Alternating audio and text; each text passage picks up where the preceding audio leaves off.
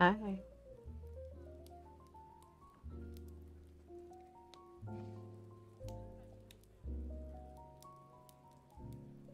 I'm finally here. But wait, there's more. Finally, we've got some spring stuff. I finally brought it out.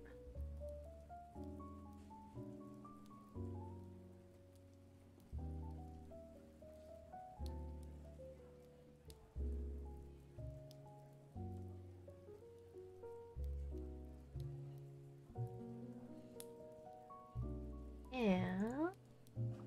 Let's visit my green room. Hi. Hello. I have a new outfit. Um, yeah, the new outfit is from Necone. Necone. What is it? Fanbox, I believe? Yeah, Fanbox. I got it from Booth. And then the headdress is from Wish Evercore. Wish.evercore. But yeah, I'll be posting that a little bit at some point on Twitter as well, crediting. But yeah, I need to get my credits all in order. Don't ask me why I keep looking angry. I swear to gosh, my tracking makes me look so angry. Let me move my hair back forward. There we go. Let me quickly show you.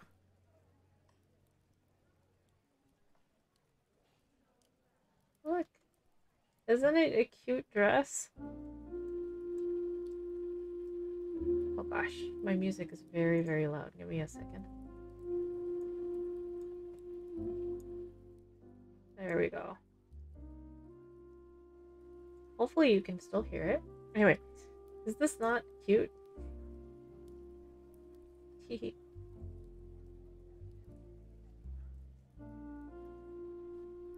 Is it not a very cute apron dress? There's a version of it that also has no top. But yeah, I just wanted to wear something more spring. I actually didn't have anything besides my regular dress, my main dress. So we swapped to something a little bit different. And also, yes, that's a mouse. Okay. I'm not a professional VTuber at all. I'm not. But yeah, I switched this room around a little bit. I don't know if anybody remembers it from autumn, but it's less autumn. Oh, I forget. Wait, do I actually still? Yes, I do. Okay. Alright, there we go. New dress. New dress. Alright. So I'm gonna switch over to the crafting. The crafting that we are crafting. I have 3 projects to finish today. Or at least I'm gonna try to as much as possible. Yay! Why do I look angry? Oh no. Hold on, give me a second. My tracking is just not. What? My tracking is not cooperating. I'll be right back.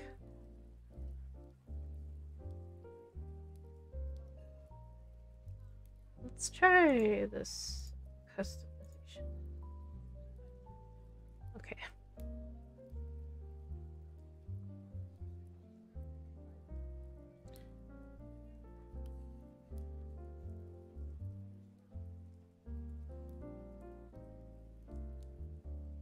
Alright. This should be a little better now.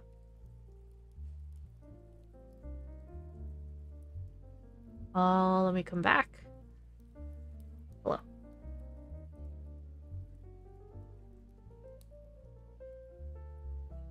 Alright, there we go. Less angry. Alright, so first but foremost. Oh, and I gotta bring up my shits and my giggles. Actually, let me fix it a little bit more.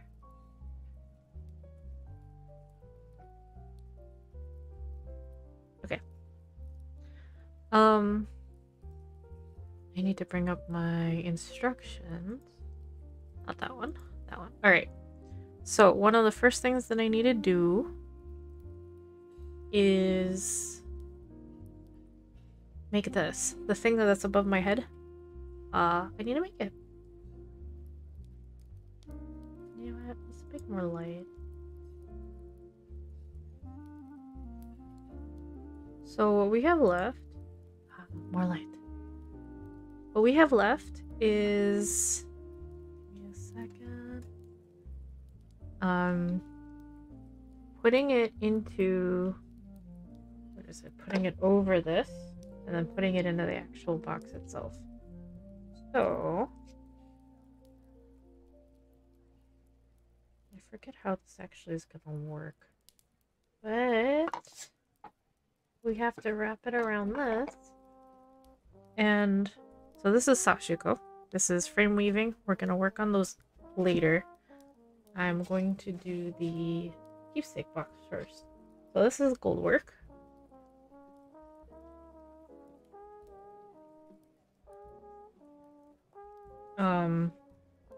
Let me do a little bit of hydration. Everybody hydrate.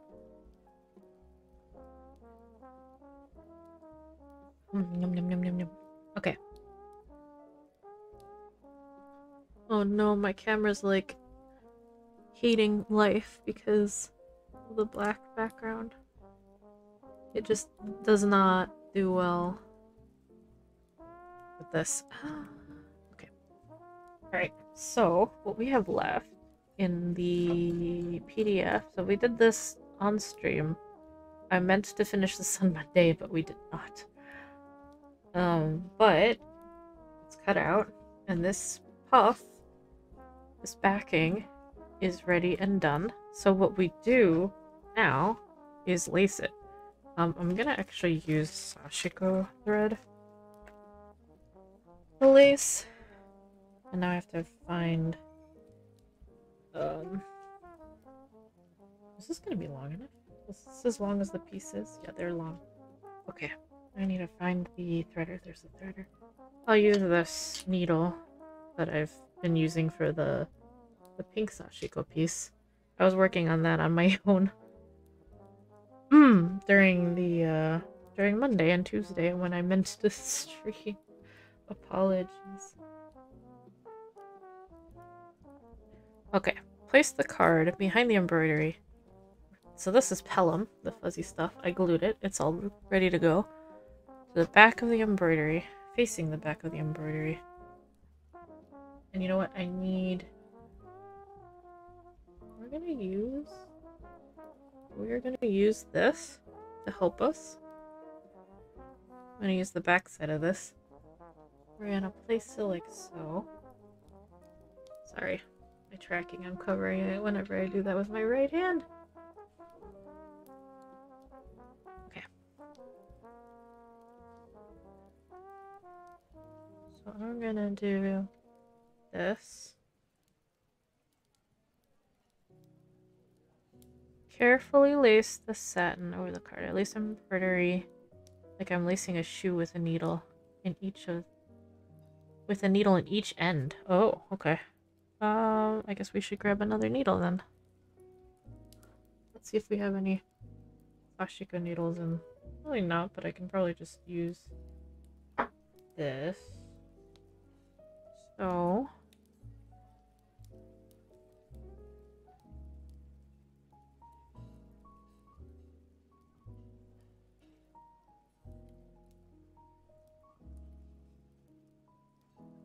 lacing along the longest side first.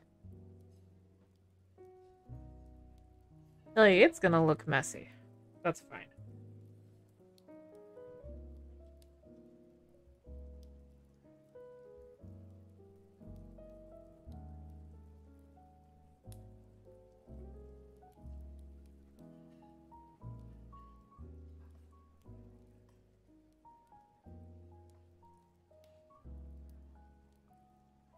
Okay. I did not need to unthread my thread.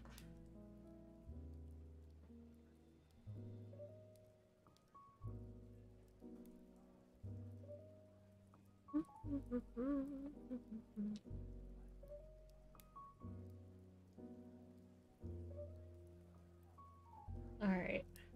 Sorry I'm a little out of sorts today. I always struggle a tiny bit at getting my act together. I did a bunch of work on some sales stuff earlier. So I'm like frazzled from that because that was a lot. She does, I think, something like this.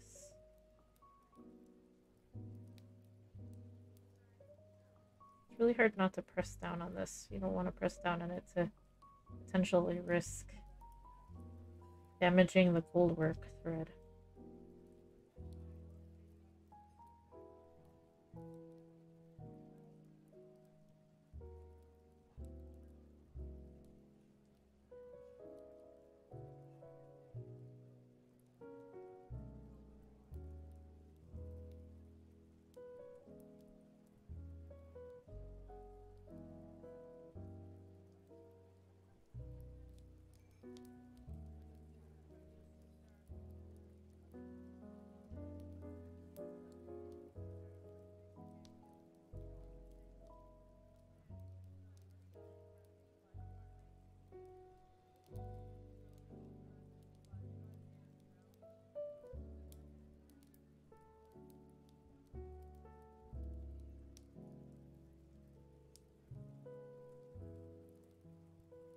But yeah, I finally am finishing this, just the start on a new piece. It's gonna be a Stumpwork Lily piece. Excited about that. Actually, you know what? Let's do this one through the back. Well, no, we don't want to. She says like a shoelace, but she doesn't actually, in the instructions, further explain what that means. So this is all from a cyber class, and the way it works is that there's a PDF and there was a forum during the span, and it ended last week and a new one started. But I am just at the very end of finishing this one.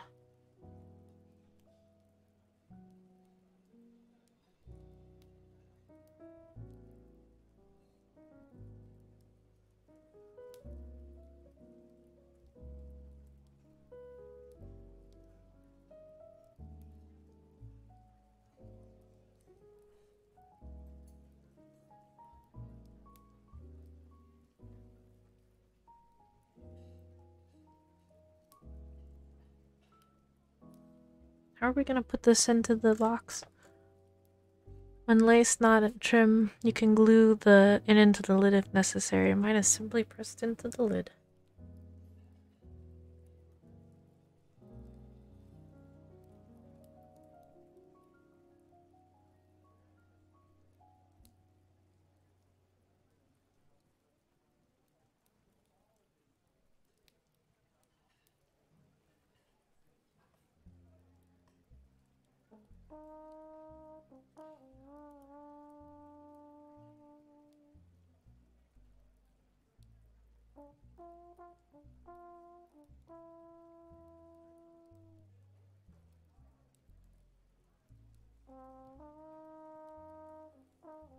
Let's see. And she does the similar thing for this and this side. So let me leave those excess things just so I have them on hand. Comfy Garden Bot, I kind of am embroidering. But, oh, these are longer, damn. Not actually doing much that needs a break just yet. I'll take the next 20-minute break.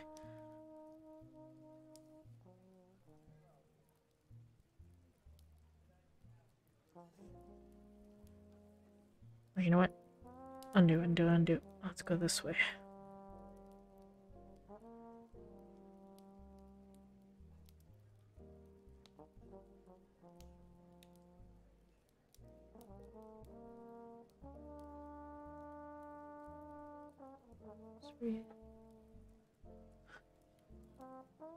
So the reason why I'm using this is because I'm protecting the goldwork embroidery from getting, like, not injured. Why do I want to say that embroidery gets injured?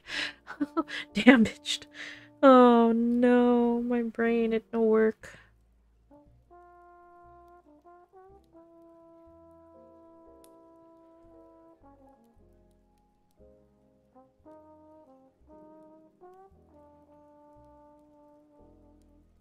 But yeah, something that I didn't mention, as you probably noticed, I brought back, with a little bit of change, an old overlay from spring of last year.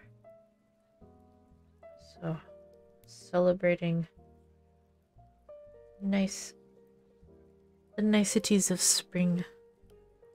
I usually like to change things up with seasons, but I haven't been doing that as much lately because I haven't been streaming as much as I would like.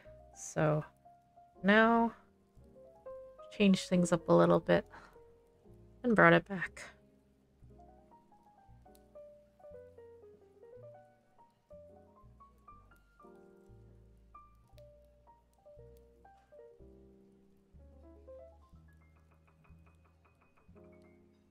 Ooh.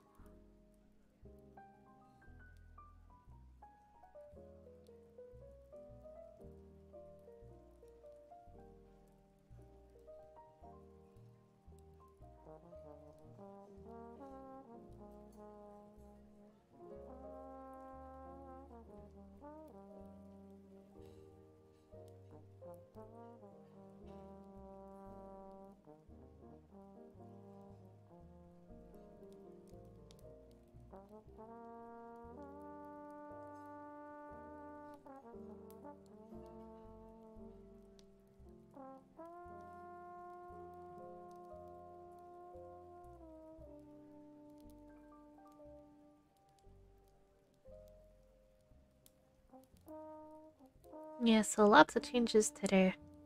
Not really big changes.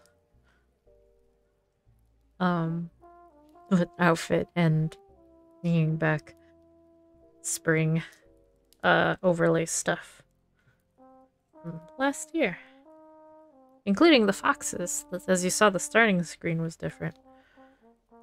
Foxes are back. I do like the gnome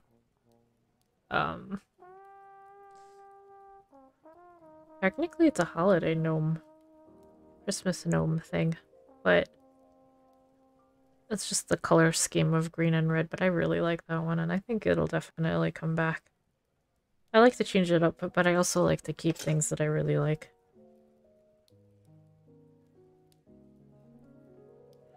Or I return back to them a lot. Okay, so...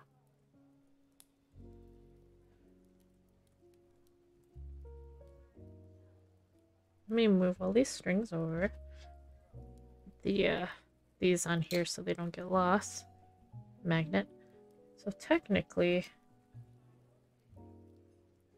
this is what it looks like. And it should be able to be popped in. She says she glues it or just pops it in directly. But you can glue it if you want. Let me cut this. Wow, okay. Let's see if I can pop it in. I might want to hot glue it.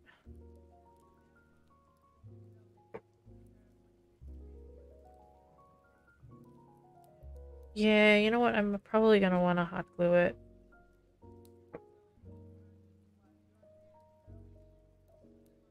Because otherwise it's just gonna pop out on me, I think.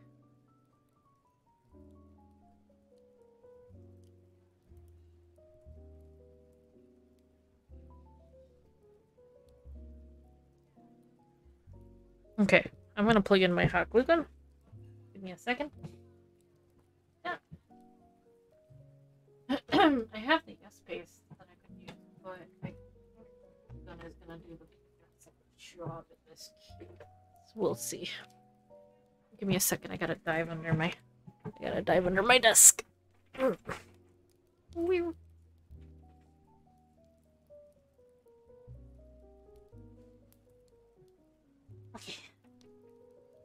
giving back.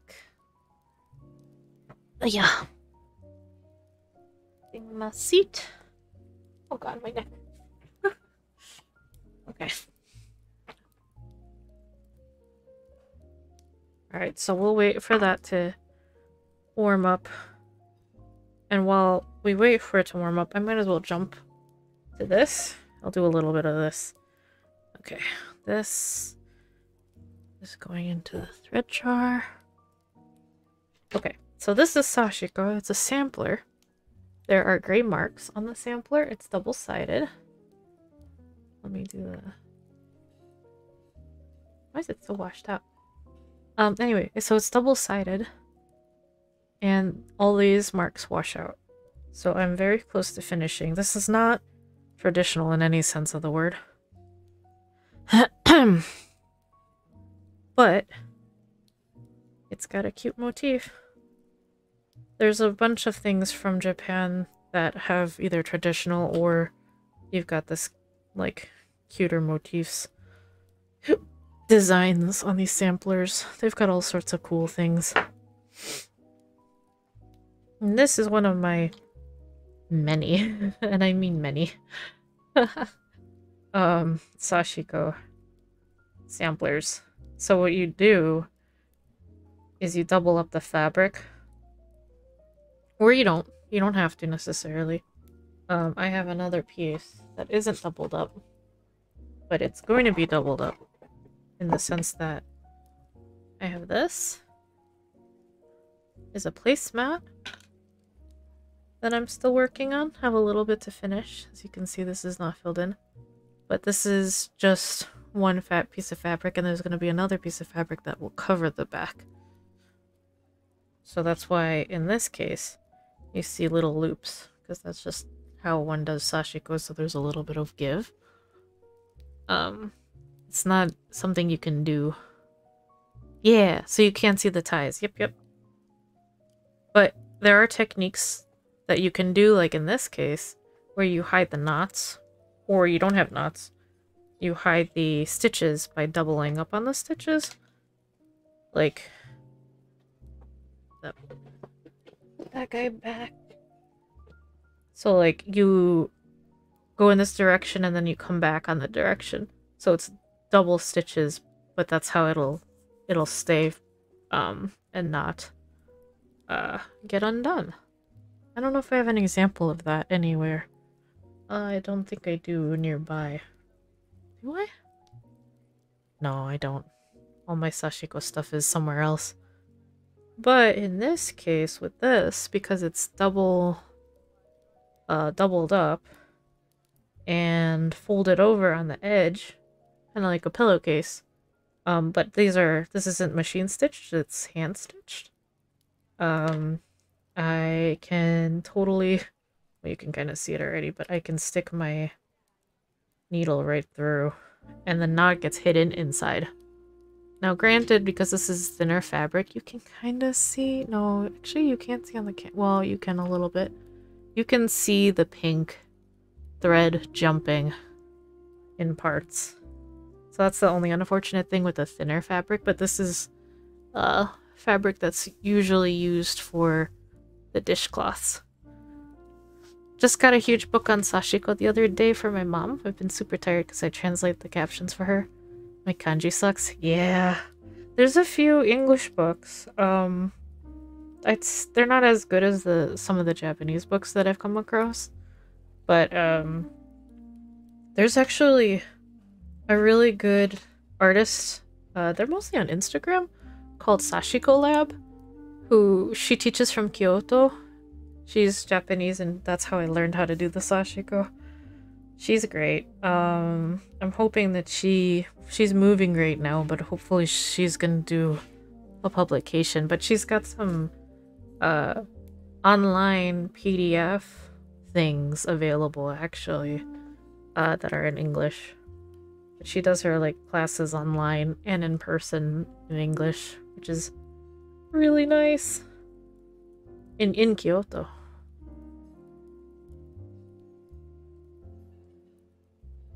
You don't have Insta? Oh no! Well, I think she's... Actually, I don't remember if my Let me find you the link to Sashiko Lab. She's got a website.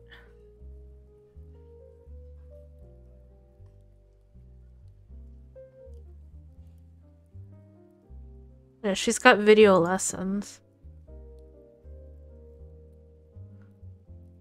But Instagram is just where well, she's got a newsletter, but she announces a lot of stuff on Instagram too. But you don't need to have an Instagram account to view her Instagram, at least.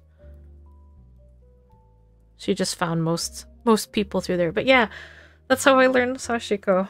And then she got me to buy a bunch of books.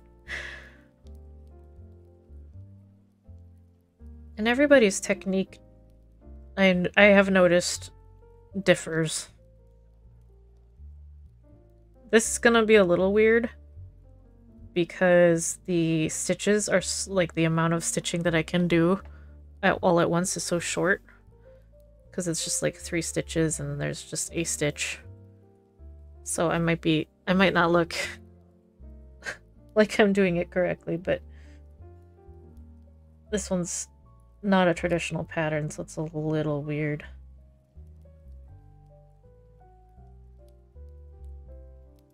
But oh my god, some of the patterns are so cool.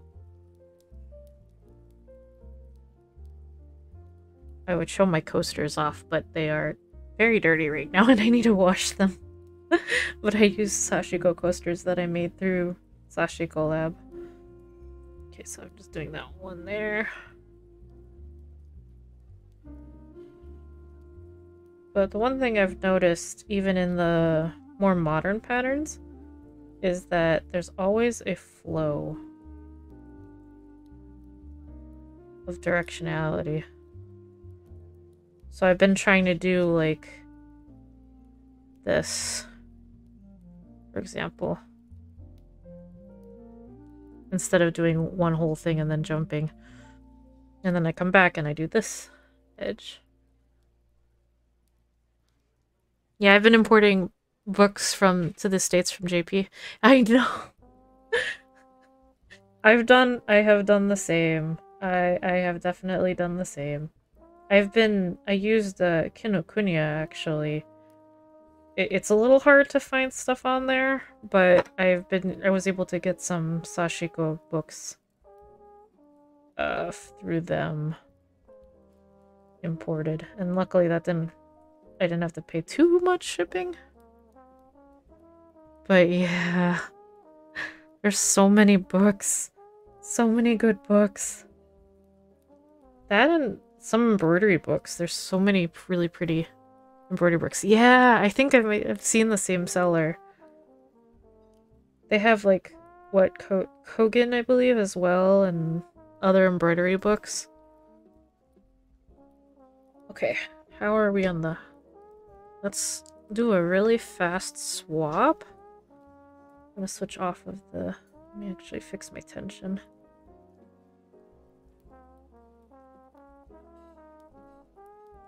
I'm gonna do a very fast switch over. Yeah, this is hard to keep tension on because it's not like rows, nice clean rows. It's not like the other thing that I showed where I can tug and flatten the stitches out. Okay, you temporarily. I need to do this guy in. So, gotta work fast. Gotta work fast. Gotta work fast. Is this gonna do it? This isn't gonna really be anything... It's not gonna really be used for anything other than decorative. So I'm hoping that the hot glue does it.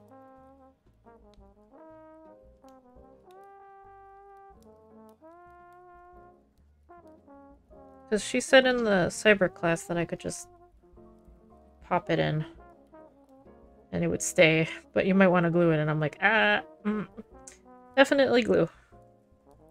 I'm starting to learn. This teacher, not Kazue of Sashiko Lab, but the one that I took this through. If they say you might want to do this, you probably usually do want to do it. You might want to soak the beetle wings before you cut. These green things are beetle wings that were cut down. It's a little uneven, but yeah, it's staying much better than... That's so cool!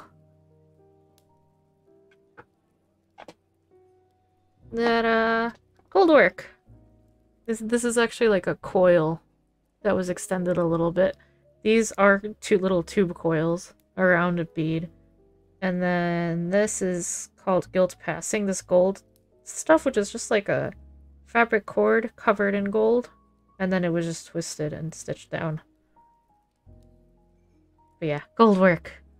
And this is also a tube around the garnet. But yeah, cyber class. Finished. Yay.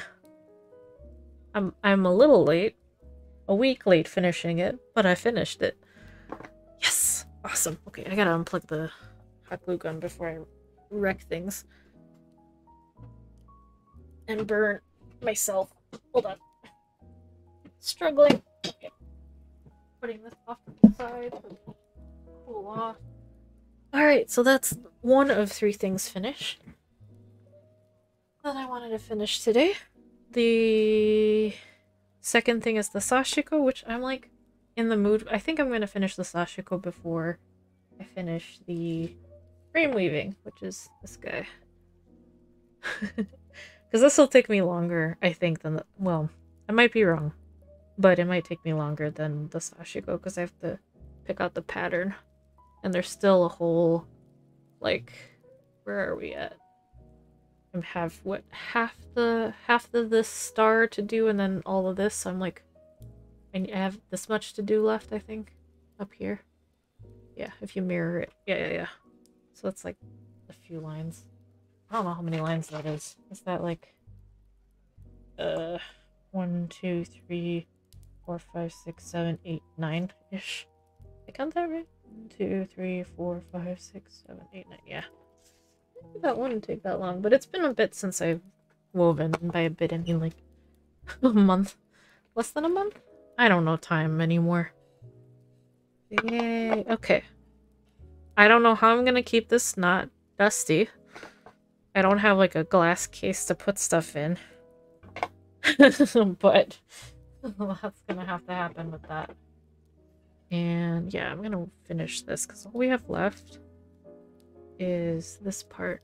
And then I can put this into cold water and have the marks disappear. That's why I love these samplers. Well, I have to decide if I'm gonna finish the edge. I probably should. I could use dark pink again and just do the border. I'll probably do that too. Well, I might not do that right away. I might finish these flowers, then we'll jump to the frame weaving, and then I might jump back to this. But then again, doing a straight line is way faster than this. Meaning to do a little bit at a time. Which is a tiny bit frustrating. So I keep swapping it around. Keep changing the angle. I'm just working from the front because it's easier for me right now. Whew. Okay.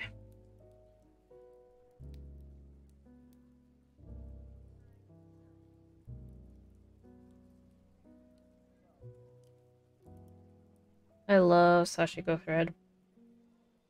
There's all sorts of different thicknesses as well. There's a place in Hokkaido that does this variegated thread. But they don't really have an online store. You can do a shopping service to mail order use some, I guess. But they're really pretty. They do a really nice job choosing some pretty colors.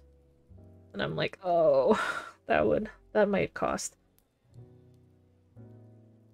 But at least the cost isn't as much now because of the exchange, at least for USD to yen. It's still good in our favor. so it's not as expensive as it used to be. But still, it's like, yeah, especially with books, with the weight of the books.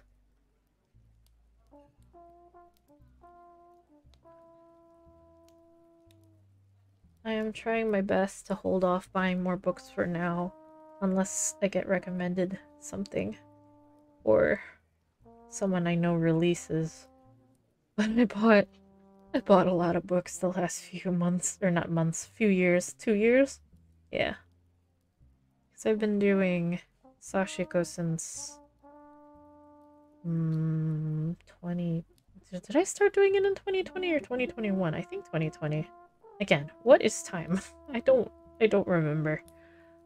I had to buy $100 of books to make the shipping worth it? Yeah.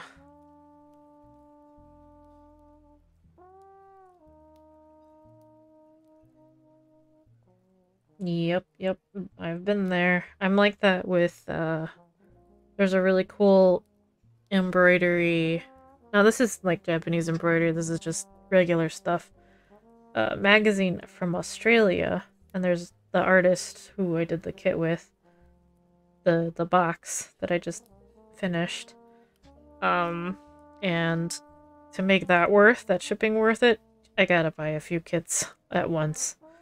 So, like, with the cyber classes, I was able to get a decent deal on shipping by getting 3 cyber classes at once. The next one will be Stumpwork, which will be 3D Lily, so that'll be nice. I should technically start on it today, but I think I might, if I do finish stuff up,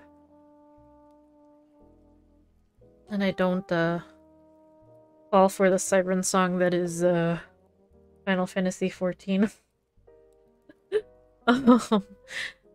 I might start a embroidery sampler. Wait, actually, I should have gone this way. Shit. So yeah, I fucked up. I'm supposed to go this way, the way I'm doing it. But I instead started going this way. That's okay. The sampler. Let me thread this, and then I will share the sampler. But probably... Yeah, this will take me a little bit, and then the frame weaving, but the sampler's this little guy. Where on the piece of cloth you have... Oh god, I suck at paper. Okay. On the piece of cloth you have the stitches around this. So you put it in a 5-inch hoop. You practice your stitches. That'll be used in this. And then you can get a 3-inch hoop to just hoop up the middle part, and you can frame it that way. But yeah, I want to definitely work on this in the next like 2 days. We'll see how far I get with that. I might have to iron it before I do much. That's not washable. None of this is washable. Like these are. But those samplers I really like doing. Okay, I'm gonna come up here. I haven't really gone and designed anything on my own as far as Sashiko. Well, I guess kind of with Sashiko. I have a hydrangea pattern piece that I've been doing on my own. I have to finish up. And a Kaki no Hana piece as well, which is like the... Not this pattern. This is Moyozashi. Like this. This is really bad. But it like uses the grid. But yeah, this is my first ever Sashiko piece, which is why it's so sloppy. But I have a piece that I designed that has like multiple blocks of that. Yes, hello? What's up?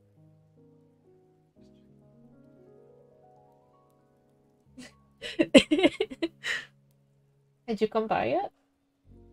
Did you get a notif?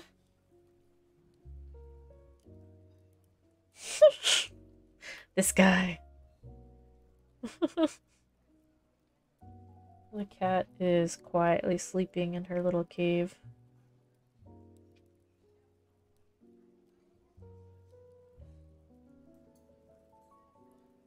And my partner was like, I heard you talking. I'm like, I said it's kind of strange.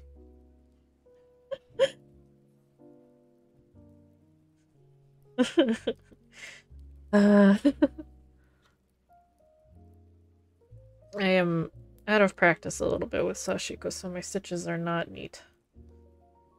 But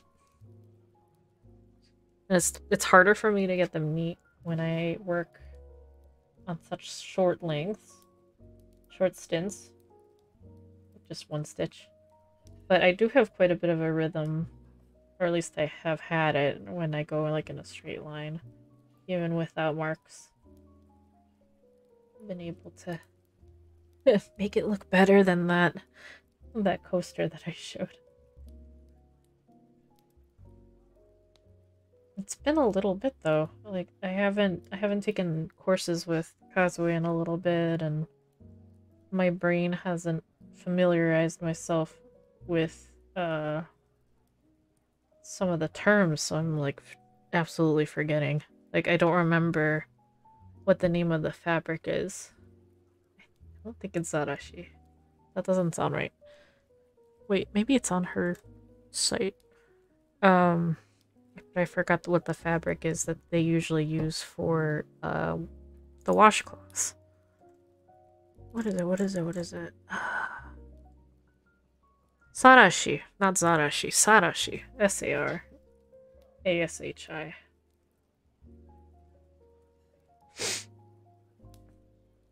So the kits that are usually samplers are for Sarashi, the dishcloths. Although they do make some coaster kits and some placemats and such. Hi, BV. Are you technically done with work? Or did you just come by because you heard me talking? Nice.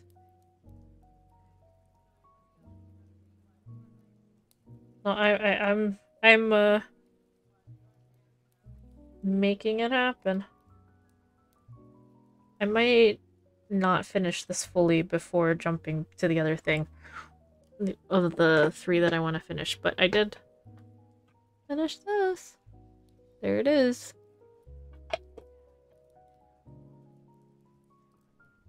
She be done. My box.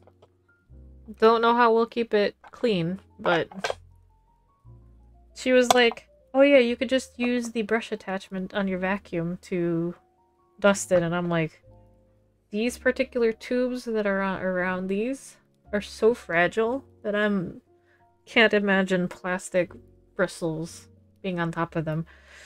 But I guess if it survives, if she's been in embroidery for how many years?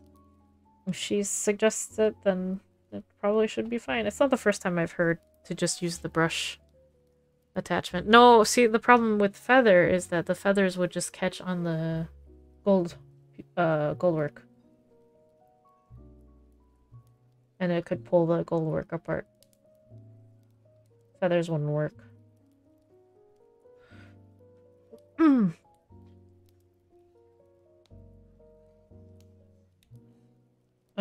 The other suggestion, but that was more for silk, was velvet pillow. That'll catch on gold work. I think maybe the vacuum attachment.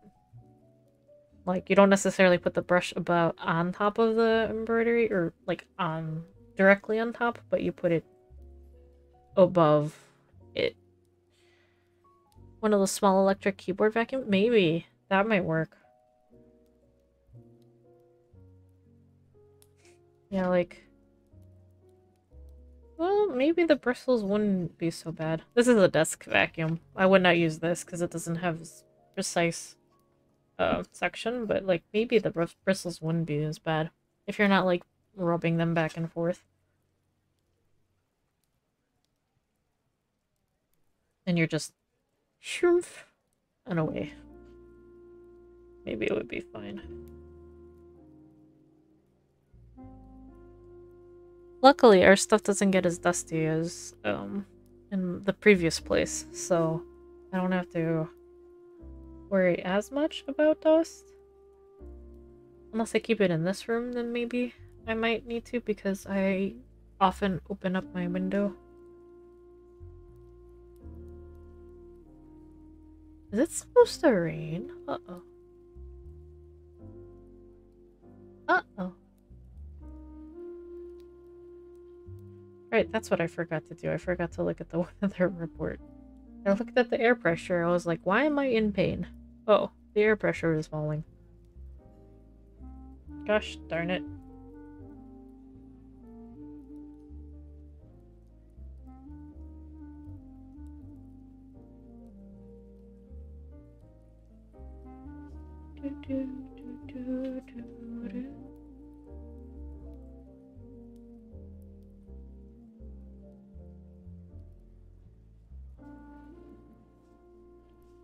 Yeah, so I actually started this last year during the cherry blossom season, and then I never finished it. And this year I'm like, nope, we are finishing. We're working slowly on finishing these projects. So I'm hoping to finish my hydrangea one, for example, in the next month or two. In time for June. And then maybe the Kakinohana one.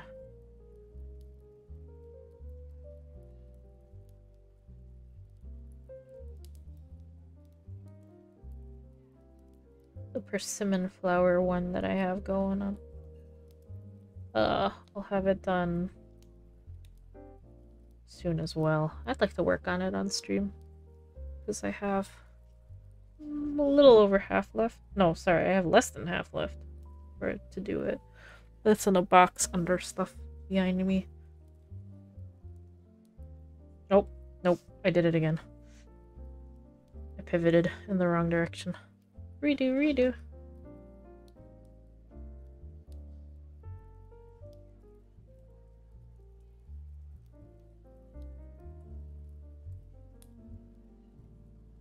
Do, do, do, do. Work on these beaded Kumihimo later lanyards. Oh, what? That's cool.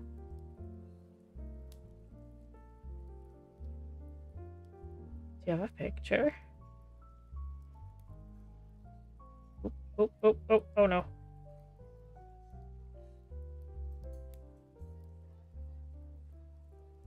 Hold up. This stuff it started splitting on me. I'm gonna cut this away so I don't. A lot of pictures. Do you have a do you have it hosted anywhere where you could share a link?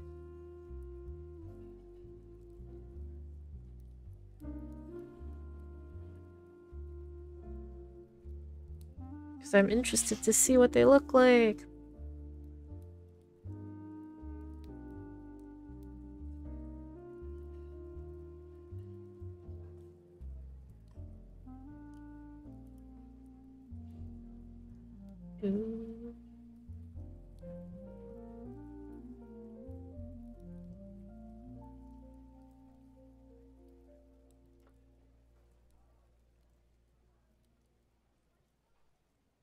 And I'll keep an eye on if the... Should be. I'll let it through if it doesn't for some reason.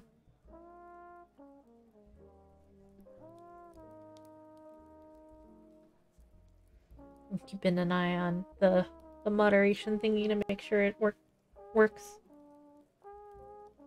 And nothing changed on Twitch's end.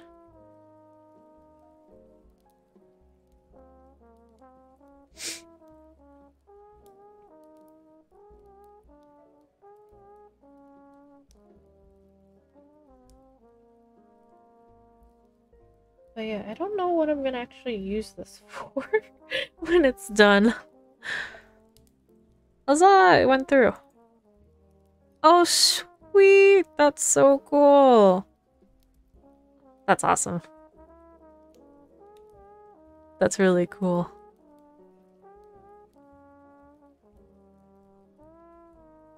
So you're essentially it's a braid technique, right? In a way. Are you using a loom for it perchance when you do it? I haven't done that. But I've learned, oh god, I can't remember what they're called. Let me see if I actually can find the book real quick.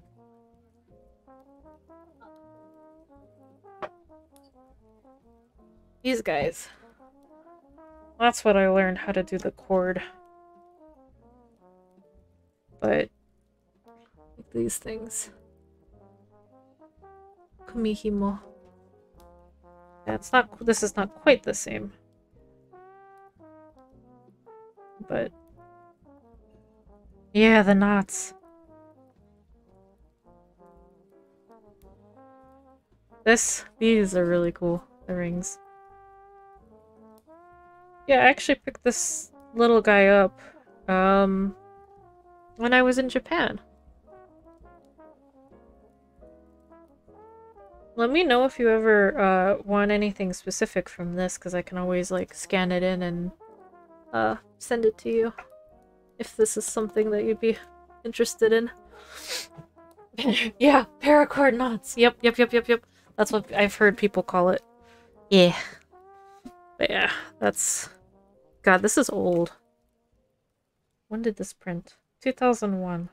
2006. Yeah, I think I picked this up in 2007.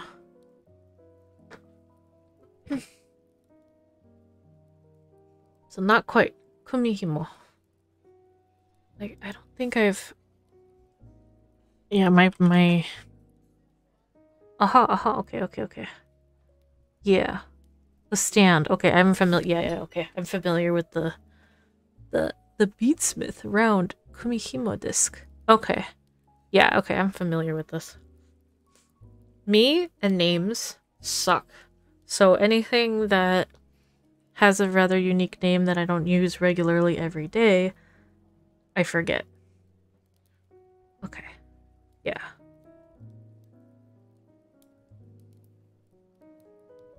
Making braid and cord.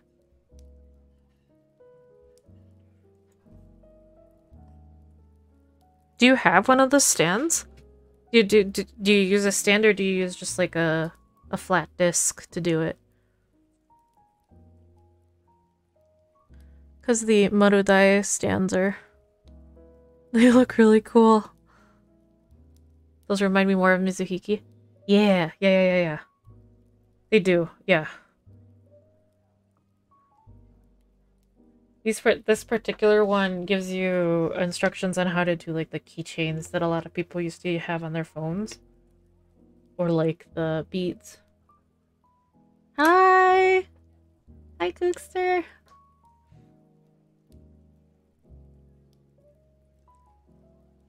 The flat disc from Beatsmith? Yeah, that's what showed up on my Google shopping.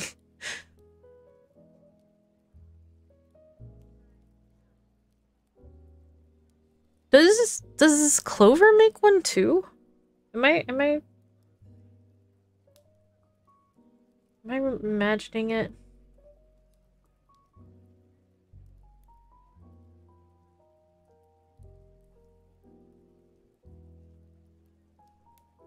I am currently making some sashiko. I'm not exactly sure what I'm going to use this for. Technically it's a dishcloth, but it's a sampler because it has the print.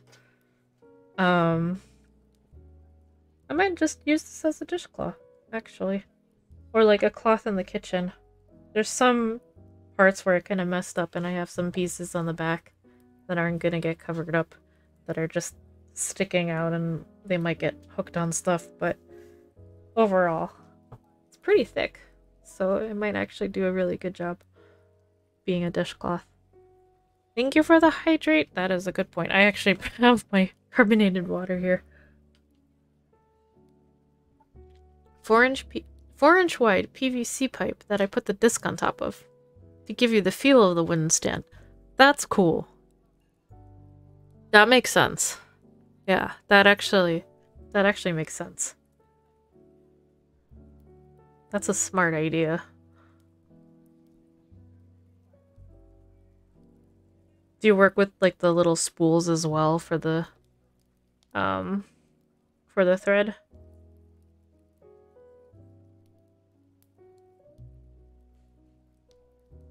I am doing okay.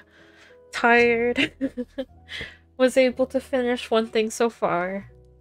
This is the well, finally finished the goldwork box piece. All I had left to do was to wrap it and lace it and put it into the cover. But yeah. And these are beetle wings, the green things. This is from a cyber class that I took via online, a forum and PDF.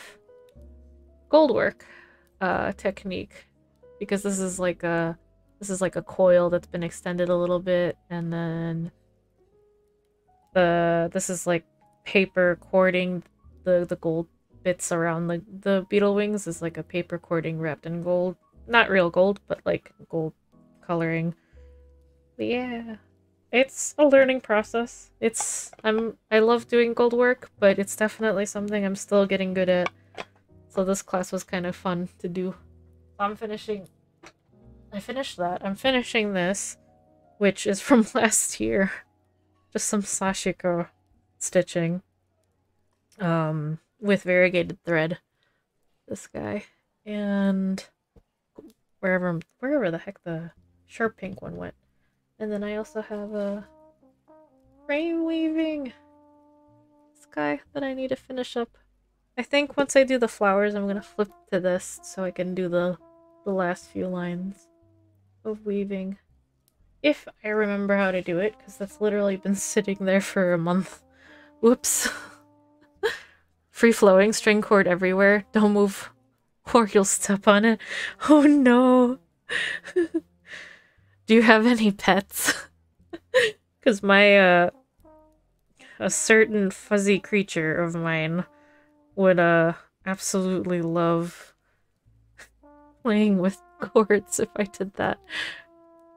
I have a large weaving that I've been working on, and she, because it's wool, and I guess she really likes it.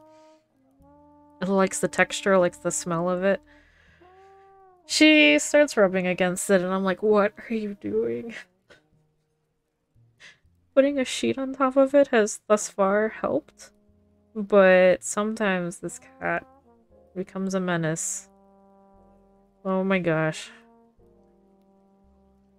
And she just starts rubbing against it, but the problem is when she rubs against it, she starts putting her nails onto the weaving, and then that pulls on the threads, and then it's just a nightmare to try to pull it back. And kids under the age of 10 that step on everything count? Yes, yes they do. Hopefully they're at least stepping on the stuff with clean feet. That's the hope.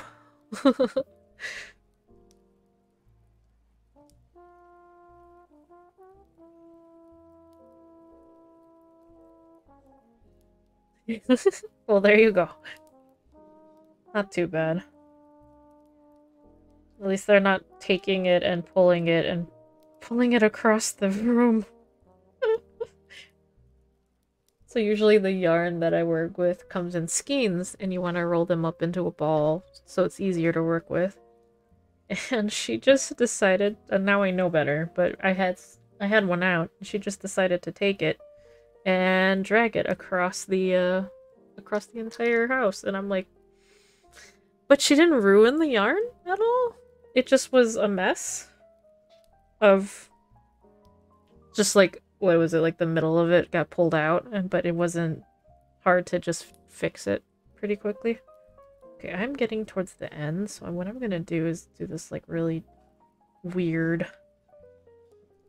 janky thing that I do, which is just to try to tie a knot. It's one of the ways, not necessarily the best way of finishing, but it's one of the ways I can finish. Although sometimes trying to find the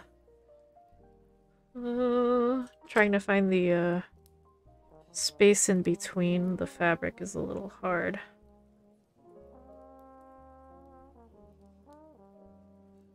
I use this guy to try to help me find my way out. There we go.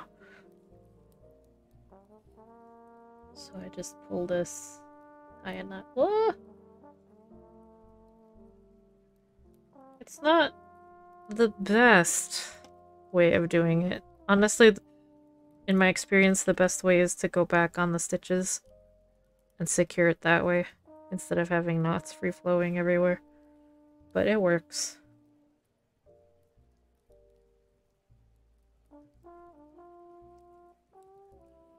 Yeah, my thumb just cracked. Why am I not glowing like glow sticks? Because my body cracks as if I'm a glow stick. Alright, let me not lose my needle. Because I have a bad habit of getting sidetracked and then losing things.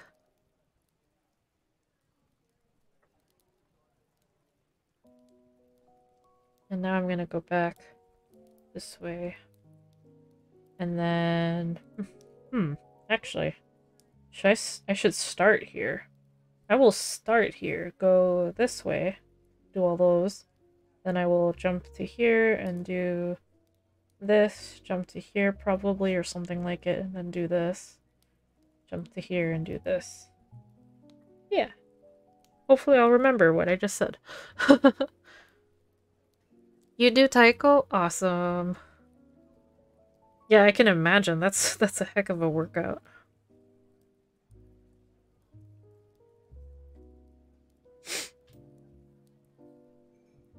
Yeah, my body's just constantly like crackle, crackle, crackle, and I'm like, oh, why? Why? Oh, actually, I have 2 stitches right there, so I might as well just go ahead and... I'm using a shorter needle than usual, than what I usually like. I like the really long needles. I mean, they're not that long, but they're like yay long. But the shorter needle is much easier for just these really short 2 to 3 stitch, 1 to 3 really stitch jaunts. Oh gosh.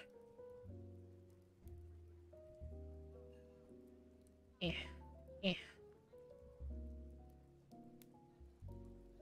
Okay, and I have to try to feed it through in between the pieces of fabric. Come out here. Ta-da! Okie dokie.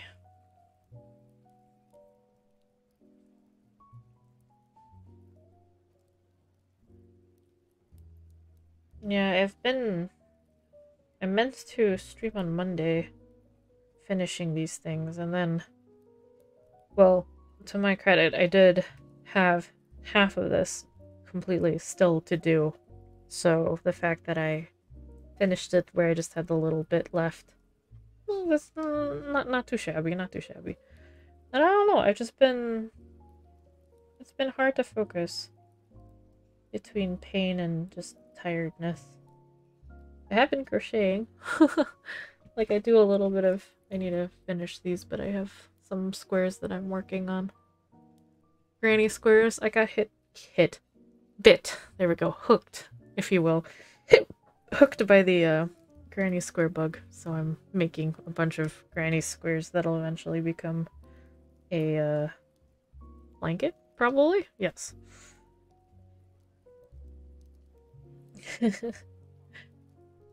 And then I got distracted by Final Fantasy XIV.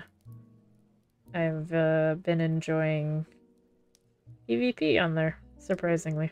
Didn't think I would, as much as I am recently. But just been chillaxing in the game. I'd like to do a Deep Dungeon solo, assuming I'll have the slot to save it, because there's only 2 saves for it. But I'm hoping to do maybe a solo run of that deep dungeon. And maybe stream it. We'll see. I've never done anything like that before, so that would be kind of a fun challenge. Yeah, I have been playing for way too long. Yeah, I'm obsessed with Final Fantasy XIV. Don't really have like a significant community or anything that I'm a part of for Final Fantasy XIV. It's just more, just a few friends, just hang out. I like to raid, do like high-end content.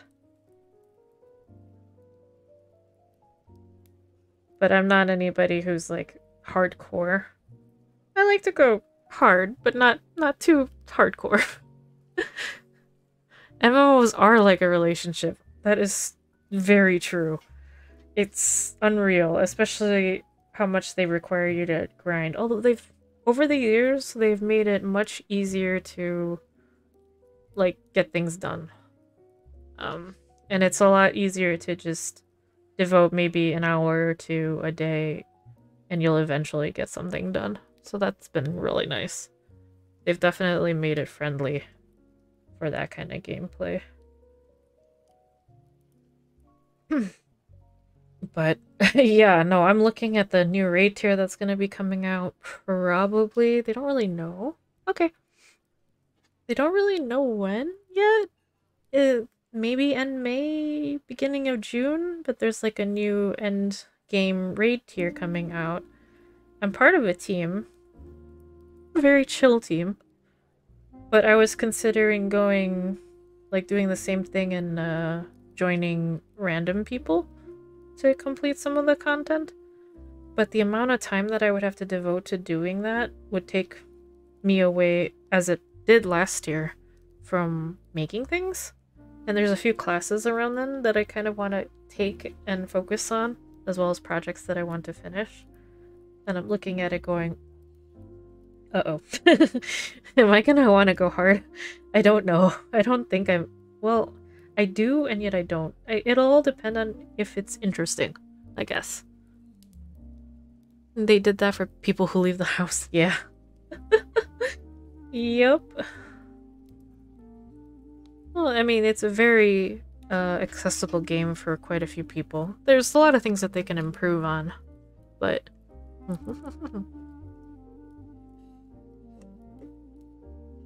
And I hope they improve on, because, like, there's some accessibility issues with some of the visuals. It's a little loud.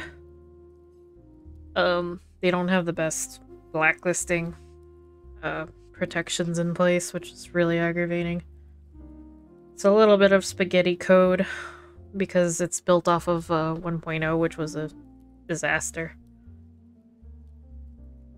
But they're slowly improving it. Sometimes not as fast as I'd like them to, but eh. Overall, it's definitely worth and quite fun. I've been enjoying just hanging out with people or working on some of, like, the higher tier stuff. But yeah, I don't know what I'm gonna do with Raid.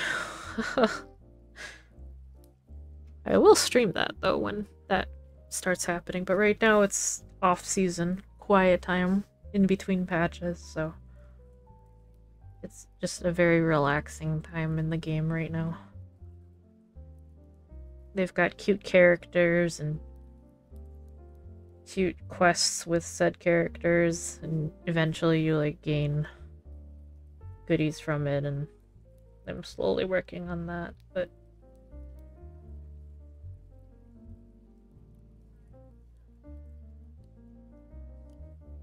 But Final Fantasy XIV keeps taking me away from other games.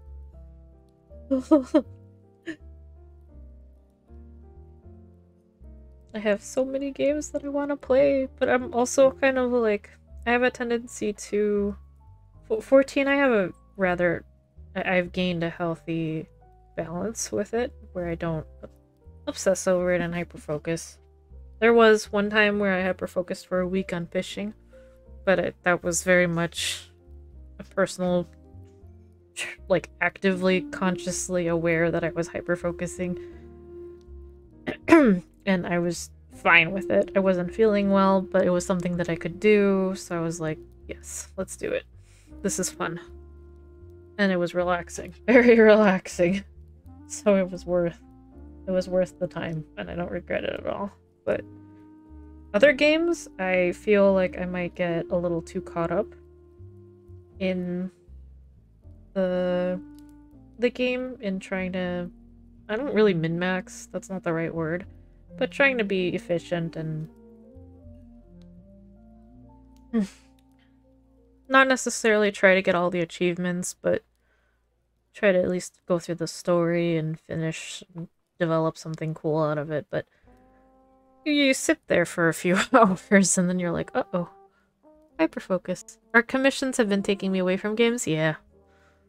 You know, like right now, this stuff, trying to finish my projects, trying to lower the amount that I have that is unfinished is definitely taking time away. I'm okay with that.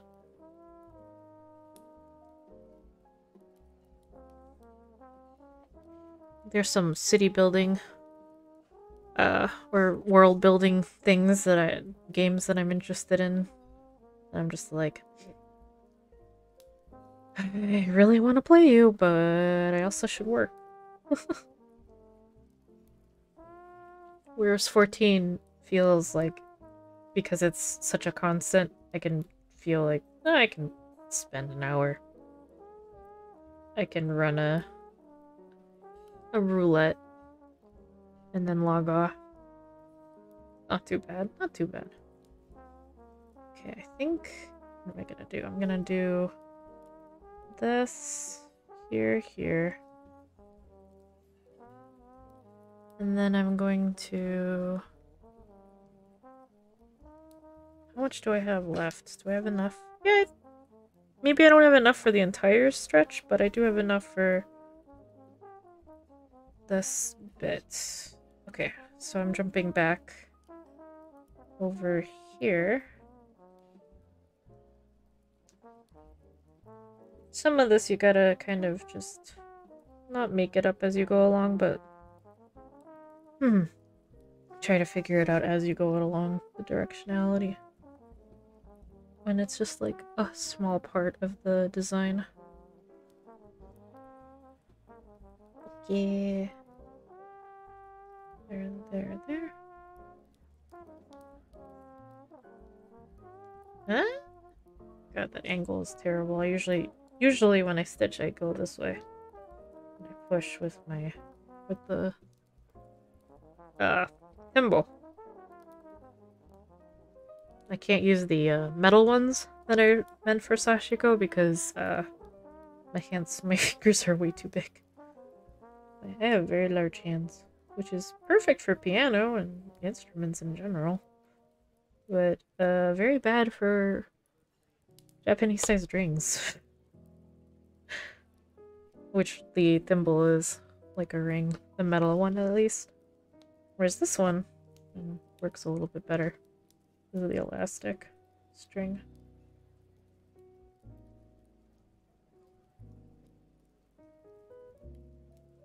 Okay, so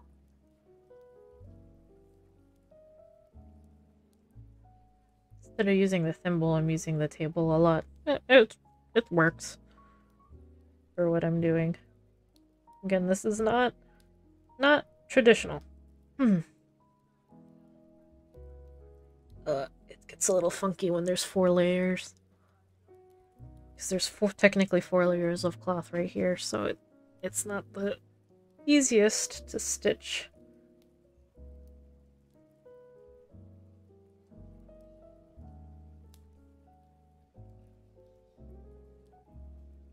Ugh. Okay. Okay. Time to hydrate.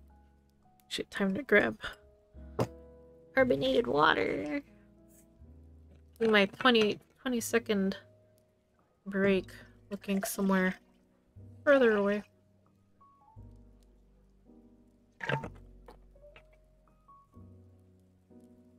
Yeah, fizzy water.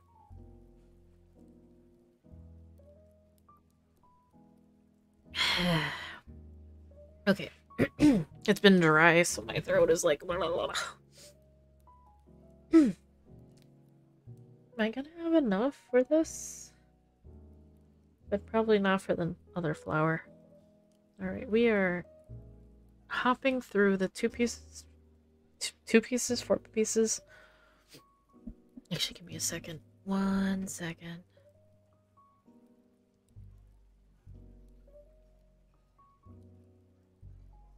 Okay. I had a cord that was getting in my way that I needed to unplug. Because I don't need it right now. For my headphones.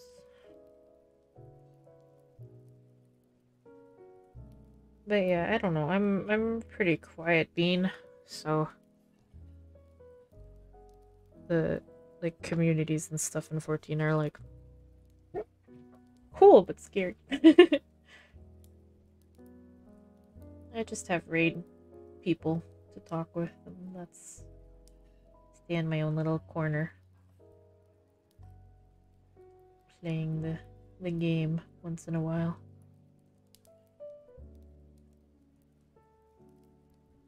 Is it gonna make it the entire flower? I might not actually make the entire flower. Well, we'll see. I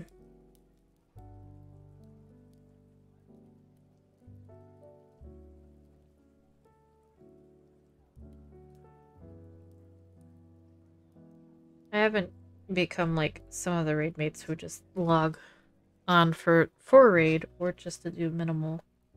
Not yet. But I'm getting there. But they do keep on putting some interesting stuff out, so I'm like on there. Often. And it's fun because my partner and I play, so it gives us something to do together. Speaking of, are you online right now? He is not in game.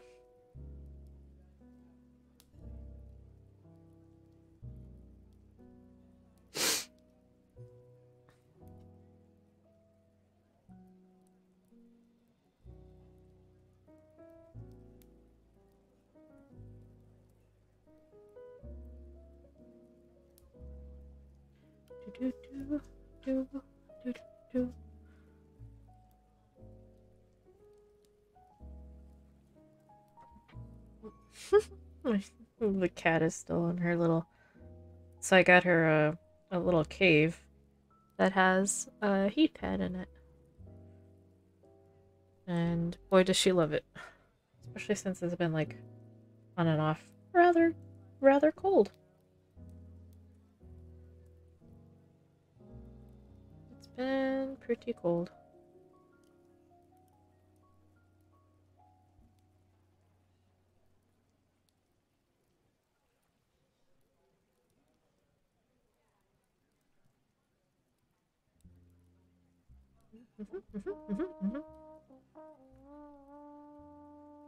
Alright, there we go.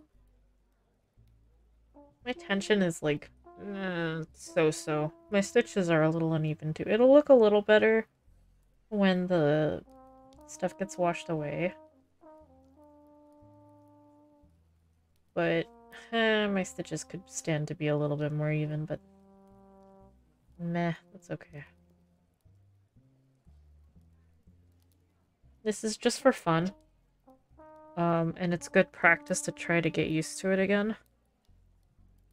This is one of those crafts where you really, like, your hands... it's kind of like riding a bike in that you don't completely forget it, but you do want to excel at it. You do need to continue working on stuff like it. So your hands have the memory and can remember the movements to get more even stitching.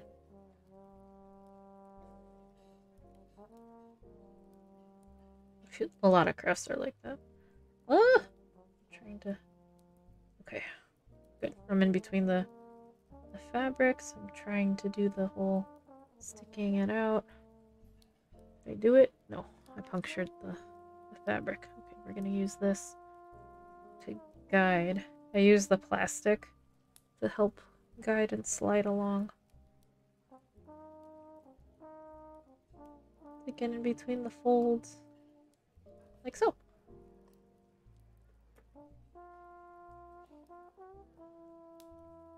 Well, this might be a little awkward. Let's see.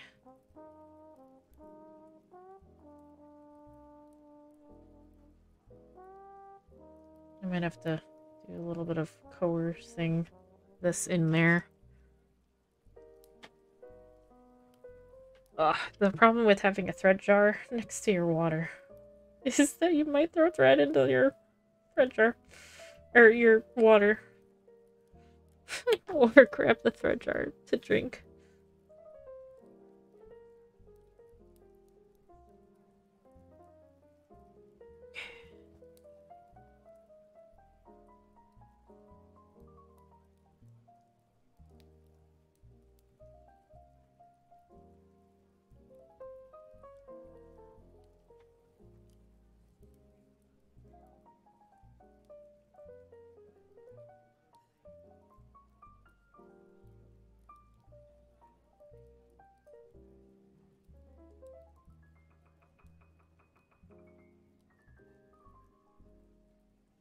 Crafty water. Indeed. You know how, like, when people paint, they're like, do not put your paint water near your water because you might mix the two. It's like that. Okay, super close to finishing. Just a little bit of flour left, and then the edge. Paint water. Not paint water. You know, that, like, having it labeled can be so helpful. That's not even funny.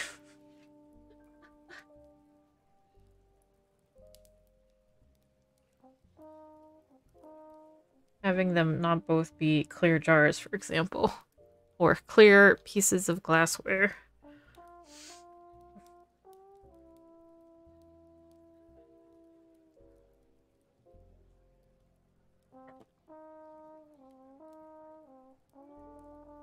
But yeah, doubling the fabric up like this and then stitching with it doubled up. The stitches act as reinforcing bits, and this whole thing can actually handle quite a bit of wear and tear. Whereas the placemat that I'm working on, the one that was like on the darker fabric, that one, it's a little bit more flimsy, even when it'll get doubled up. Stitches are surprisingly strong. Really good way of reinforcing fabric. I mean, that's what it was done for, initially. Reinforcement.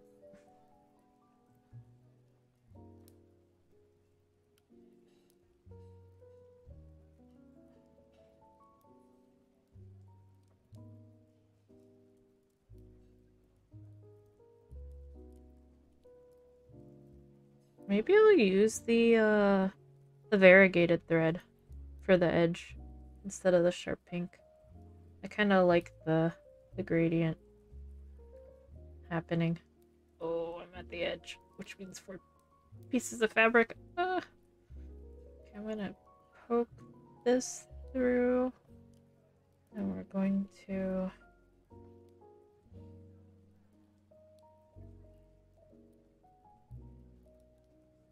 try to not wreck this. Okay, I'm gonna try to get through the... No, you know what? I'll just keep using this trick that I do. Okay, must find the tool first. Slide along it. Ta-da! Okay, and then I gotta tie the knot really close. Ah! Why am I all thumbs today? Okay.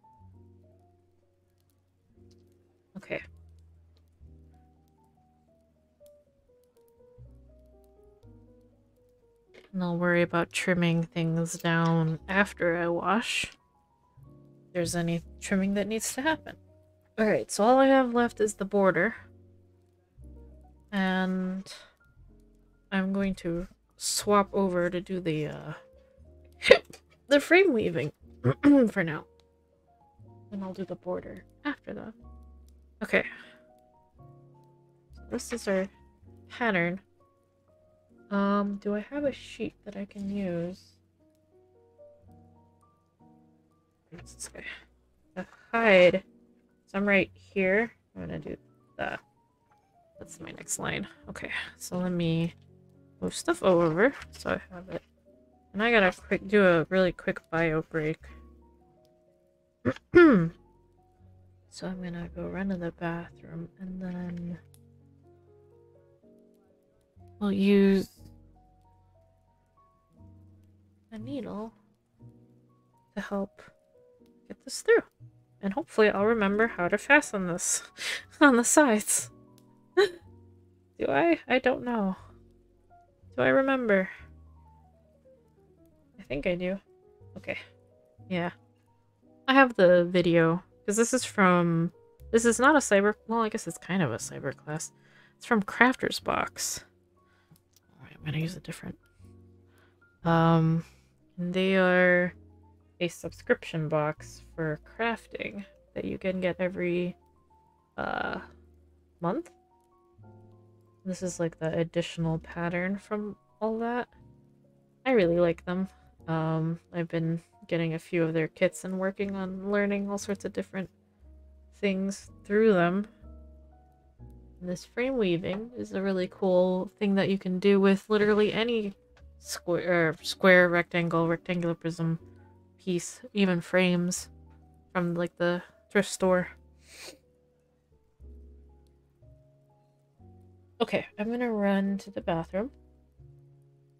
Hi, Coffee Carby! Yeah, this is quite fun. You do the cream part first, and then you fasten it via crochet techniques. This is the chain stitch. And then you do the pattern part, which is usually created off of a grid. This kind of thing. I've made two other ones, and I'll post pictures of it at some point on Instagram once I put them up on the wall, I think. Okay, be right back. I shouldn't be too long. I'm just gonna put up my little quick BRB. Okay. Just running to the bathroom. It should be like maybe 2 minutes. Okay, be right back.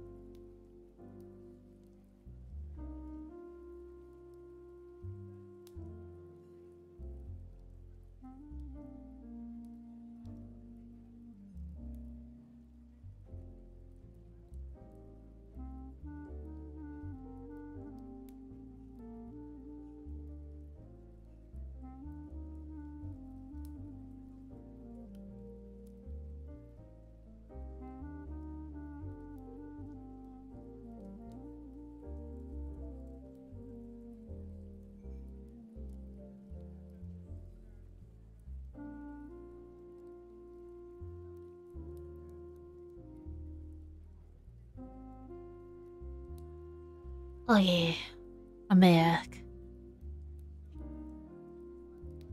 Ah, quick BRB is still quick BRBing. Okay, there we go. Okay. Hydration break.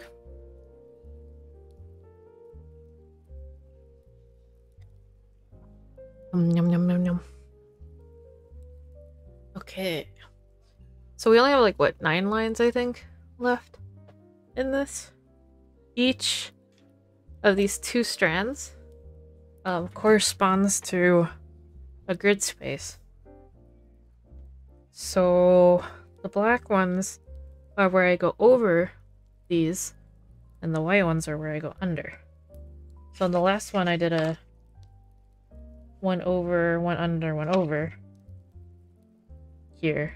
Whereas this one I go over 3 and under 1. And I work with 2 strands at the same time. And I have to make sure I don't... Oh, wait, hold on. I'm doing this wrong. I need to make sure that I don't twist these so it looks even.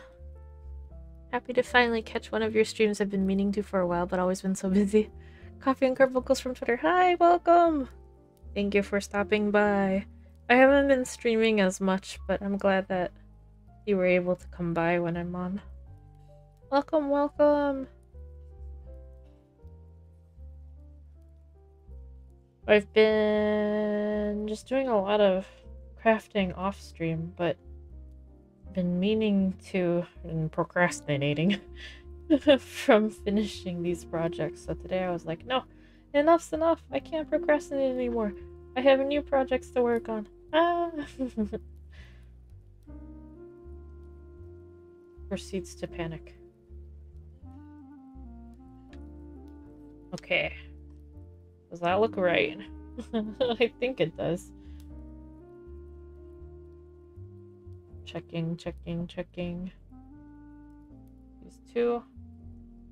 Yeah, this is a little hard to work with because the tension is not anywhere near as stiff as one usually has on a loom, so like these move around a little bit and it can be a little tricksy. Procrastinating from your projects?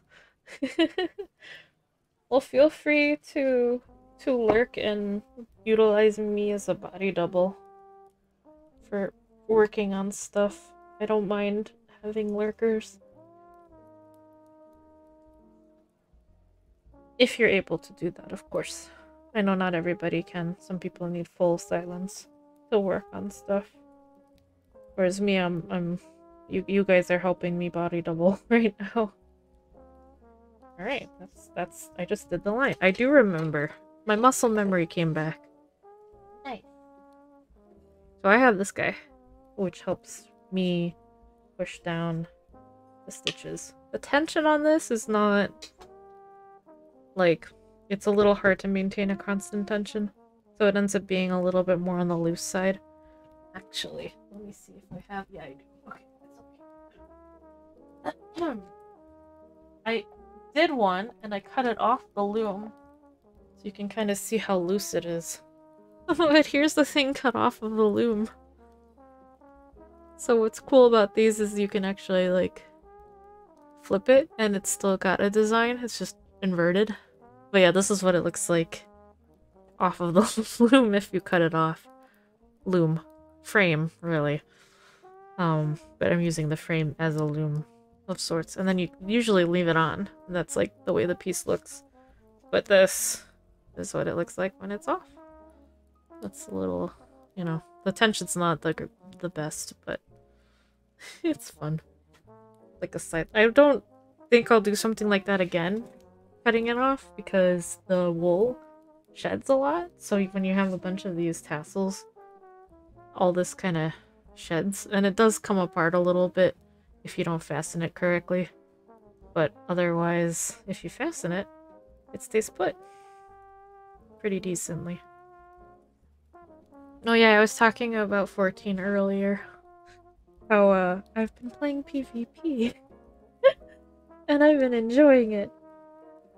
A little too much maybe, because I definitely procrastinated one day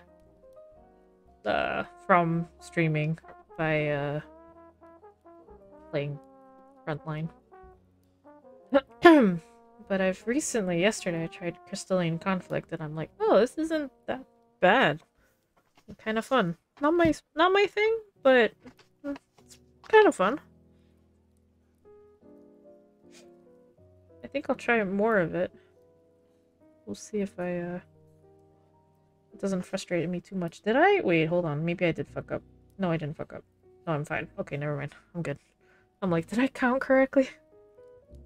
Yeah.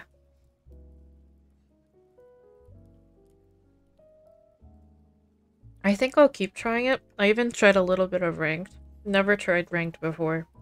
And maybe I can see myself trying to at least get to a certain stage so I can get some of the rewards. I haven't touched it, and it's what, in season 5, sorry. Same with Frontline. I used to play Frontline when it first came out, all the, like, the Sealed Rock stuff. And then I didn't for a while, and now I'm like, well shoot, I missed all these, cool rewards. What did I do? Why did I do this? Oh well. Maybe they'll come back in a Moogle thingamajigger.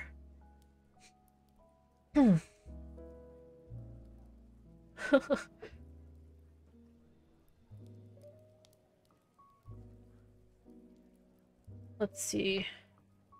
Under, over. Okay. 3 over, 1 under. 1 over, 1 under. 1 over, 1 under. Oh, this one's a little bit more funky. 2 under? Wait. 3. 1, 2. Under 2. Over 1. Oh my gosh, we're getting so twisted. I've had to undo and redo some of these things a few times. But wait, am I? Oh no, I am doing that correctly. Okay. Under 3. 1, 2, 3. Over 1. Under 2. Over 1. Under 2. Over 1. Under 1. Over 1. Under 1.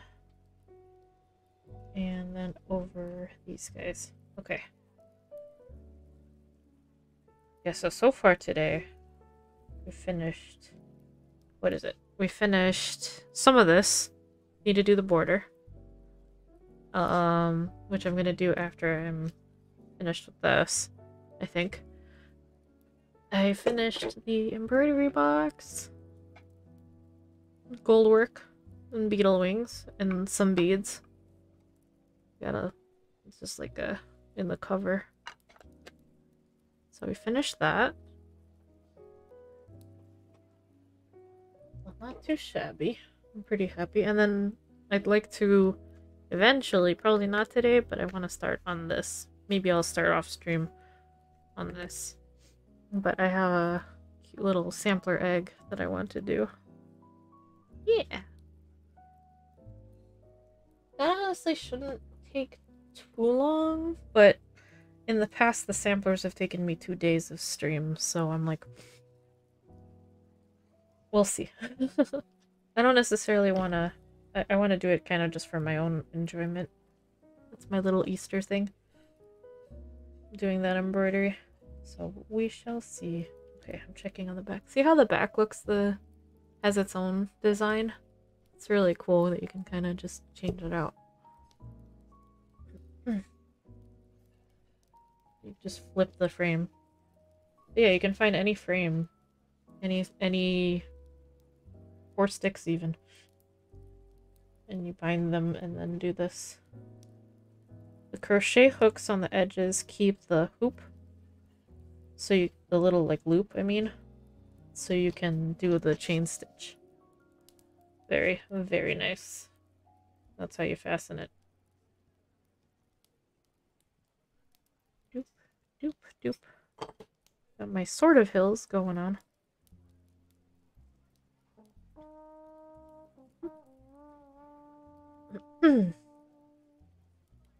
Hoot.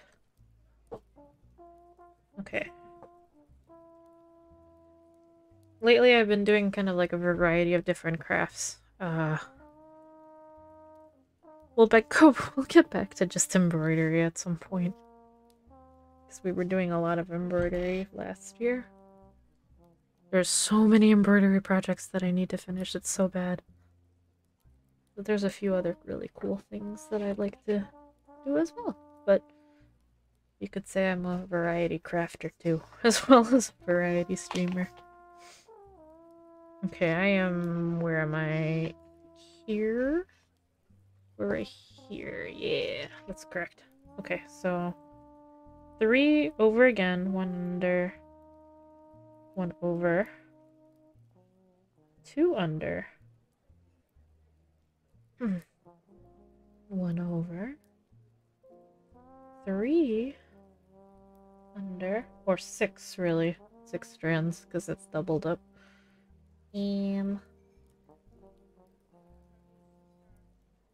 Let's see, 1 over, 2 under, 1 over, 2 under,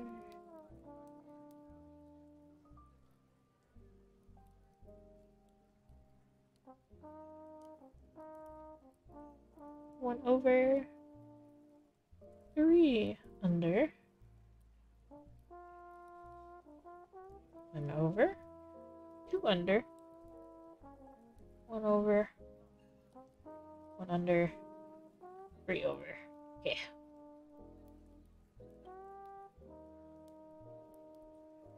We're pretty good on the twisted, not twistedness. As far as tension goes, like, you kind of just start learning with the feeling of what's too tight or what's too loose with this. Which is kind of nice that you can kind of tell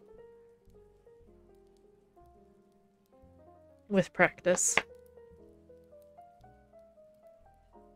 I have another pattern that uses thin thread, and then I have a very large frame as well that uses like kind of this design, this pattern. It's more this pattern, yeah, the stars. Though I might switch it up and I might use a different pattern. That might happen. Okay, I think he's moving. We're here now. We're doing this little dot.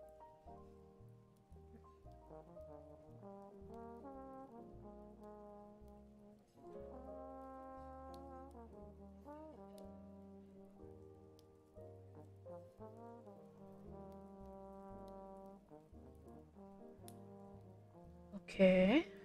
Over. 1. This is where it gets a little hard. You gotta separate them. Over 1, under 1. Over 1, under 1. And then I go over 2. 1. There you go. Over 2, under 2. Oh dear. Oh dear. Oh no. Okay. I got hooped. Alright, where am I? I'm right here? Yeah, I'm right here. Okay. Over, under, over. Usually it's a little better to have this propped up so you can like have a little bit more access, but I don't know why. It seems to be doing okay flat for me like this today, so I'm just rolling with it. But if you try this, definitely prop it. It'll be much easier to work with.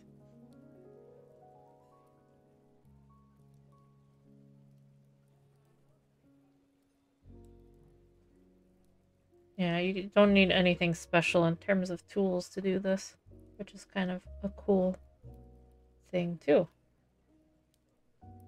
You just use what you have. I got the comb though, the weaving comb, so I'd have an easier time of it with the large weaving that I'm working on. Which I need to get my act together and do more of.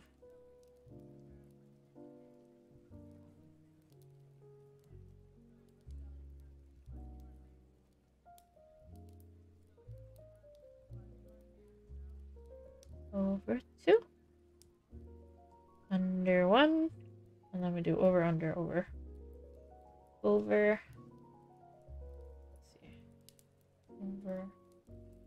Over this. Under this. Over that. Okay. I've got quite a long tail. I don't need this long of a tail, so I gotta pull this. This got twisted. There we go. Yes.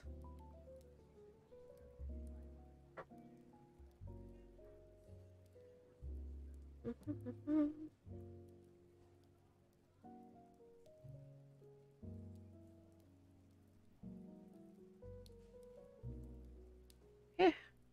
Gonna do my little hills for tension. Hello, welcome back. I'm working on frame weaving right now. Before I hop back to the Sashiko. I'm done with this except for the edge. This like dash. I'm gonna do just a straight edge. Follow that before I put that into some water so the stencil? No. Pattern. So the pattern lines disappear. Good God, my brain. Hello. Good morning, brain. Brain no work. My brain is starting to, well, no, it's not starting. It already is just derp. I'm just, all I can think of is over, under, over, under, under, over, under. The weaving. It is great. Oh no. Okay. Where am I? Oh, sweet. I'm at the edge. I have this much. What is that? 1, 2, 3, 4, 5. Yay! Okay. I only have 5 more lines to do. So, and this one's an easy one. Oof. Then I'm really wrecking the yarn. That should be okay. We go over 3, under 1,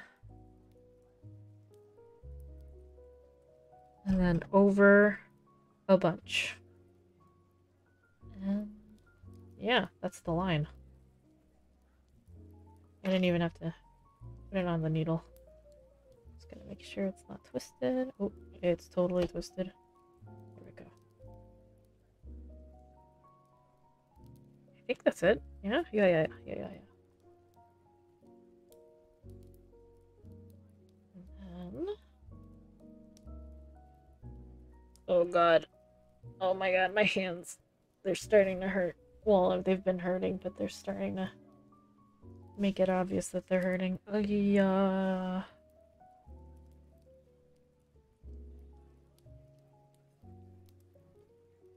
No, for the most part today, it wasn't bad. But then the barometric pressure started falling, and I was like, pain city. Not much you can do. Took medicine. Okay, and now I'm on this very large white line, so I'm just gonna use my hands because we're just going over 3 at the edge here, and then under all of this to over 3 at the very end. So I gotta flip it over, make sure that it's not twisting. It's looking good, looking good. Yay. Okay. Cool.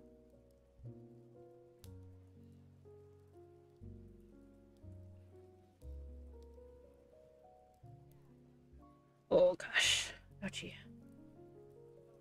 Alright, that's that.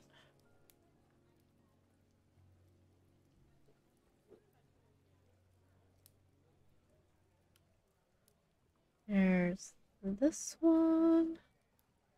There we go, we fastened that down. Alright, that was easy. The next line is just over all of them.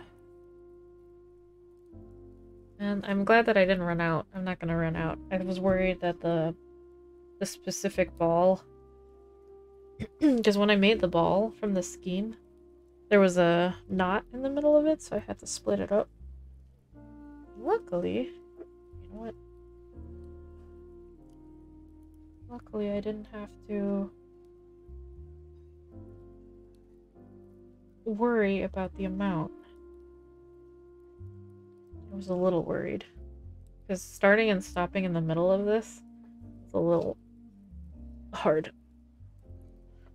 You can kind of tell.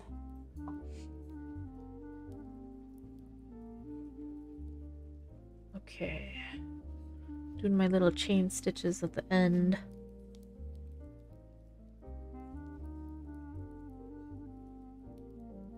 Oh, I'm excited. Because I think I have, what, 2 lines left? Yeah, 2 lines.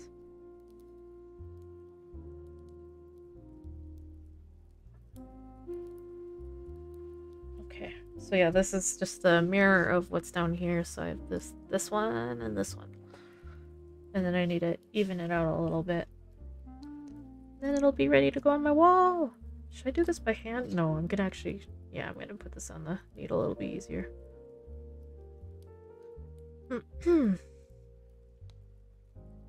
Nope. Except when it splits the yarn like that. Go on. Stuff it in. Okay, cool. Alright. So this is a lot of going over. Over 1, under 1, over 3. So, yeah, like so. Excuse me. 1, 2, 3, under 1. Oh, wait, hold on. This is how you can accidentally split. It gets a little hard over here. Because each of the warps are 2 strings. So when I'm counting, I need to make sure I include 2 in one count. So I'm technically going over 6. Okay, so 1, 2, 3, 4, 5, 6. Okay. Under 1.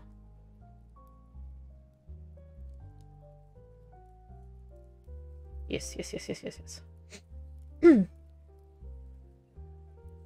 Over 3 again, so over 6. 1, oh gosh, this is 1, this is 1, and this is 1. Okay, so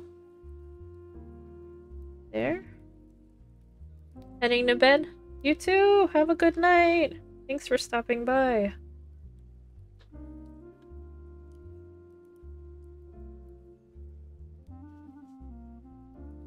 Okay. Over 4. Just gonna prop that up. 1, 2, 3, 4. Wait, there's something off because this is the middle, and I should be. Hold up, I did something wrong. You can tell. You can look at the pattern, and then you can see that there's something off if your middle doesn't match up. This little middle should match up with this line. I don't think it does. I'm supposed to skip over 4. 1, 2, 3, 4. This is where I should be going. Yeah, something's wrong. Okay, over 1. Under 1. Over 3. 1, 2, 3. Oh, that's what's wrong. Okay. Figured it out. I went over 4. Oopsies. Ah. Shoot. No. There we go. Okay. Okay.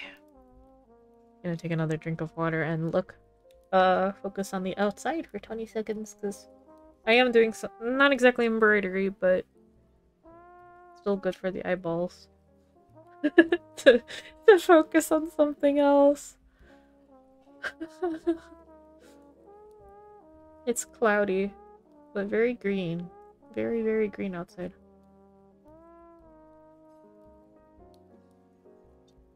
Yum. Water. Okay. This... What is this?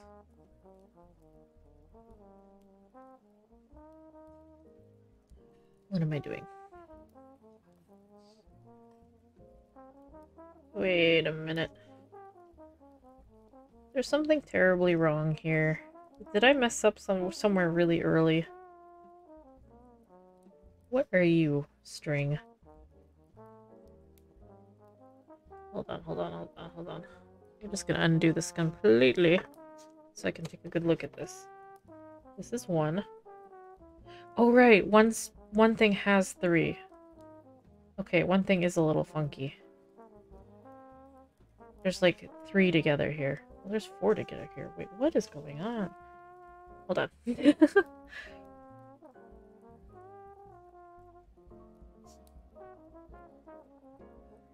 No, this is correct. Okay. No, it's correct. Okay. We're good. It's just weird. Okay. Because of the way it wraps, it looks a little off at times, but it is not off. Okay. So we're just gonna go ahead and go under these to keep the consistency. Yep. And then 1, 2, 3. I think that's correct. Let's see, where should this should match up with, yeah. Well, wait.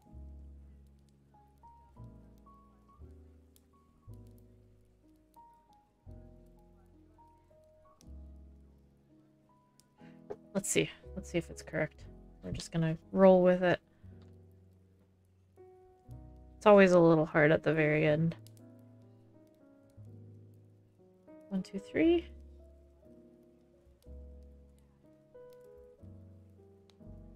Like at the very edges, at the very corners.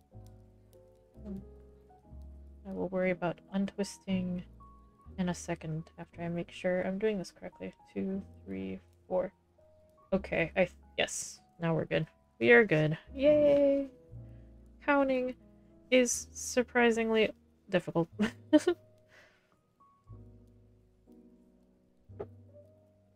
The first bit of weaving that I ever did as a kid had to do with picking pattern out on a sash. Not recommended if you have trouble counting. That is a good way to start hating it. If counting and then you don't really know the techniques of how to get the tension on a sash, because you don't have these ridges when you're working on a sash. You have to keep the tension straight so you're not getting these weird lumpy lumps on the edges when you're doing, well, even tapestry weaving, which I actually ran into issues with. That's hard. It's hard to get the tension correctly so you don't get the wobbly edges. As a kid, if you don't get taught how to deal with that, you'll learn how to hate a craft rather quickly. So that was me as a kid, and now I'm like, oh, you know what? Weaving is kind of fun. I'm learning it through different other techniques. Like this, the frame weaving. Never would have thought to do frame weaving like this, and now it's like, oh yeah, this is kind of fun. 2, 3.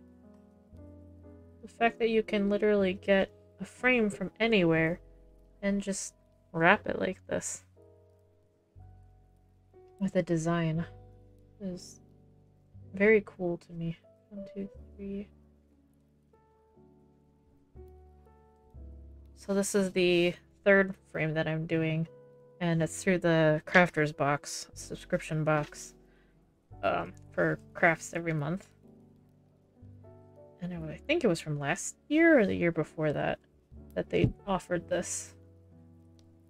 that they had like a few patterns from this artist, and they feature artists a lot, which is really cool.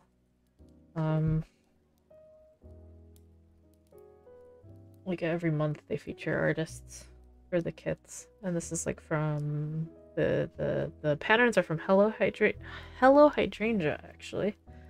That is her name. Very cool. Peaches Weaving has all sorts of cool patterns on their website. What, that actually pushes the design so you can't see it very well. This gets a little hard because you have these really long lines, which are very hard to work with. Very hard not to accidentally push them incorrectly. Okay, it should look like this. I'll have to even it out a little more as I go. Last line. And then a little bit of adjusting. And tying off and all that good stuff. So on the last line, I'm going to go ahead and cut the yarn. We have a little left. That's cool. Oops, I hit the cord. It's mostly above everything except right here. I go under 2 warp strings. 2 sets of warp strings. So, oh god. Maybe I should have used the needle because this is kind of hard. Or, alternatively, I could just use one of my other crochet needles to hook this over. Ta-da! And then...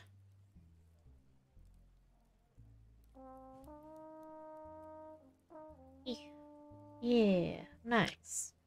Little hack. Okie dokie. And then... what I do here... at the edge...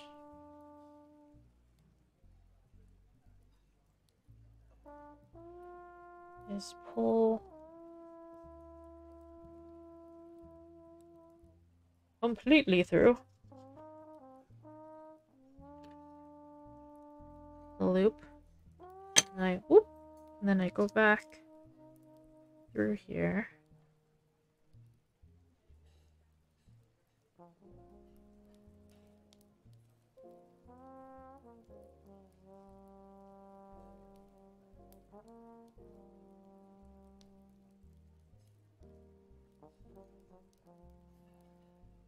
Adjusting, adjusting, adjusting. And then same deal on the edge here.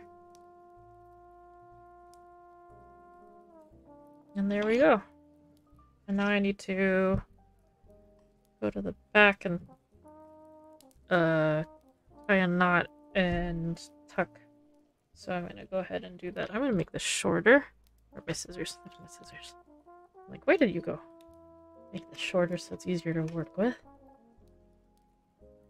Let's see. Can I do this cleanly?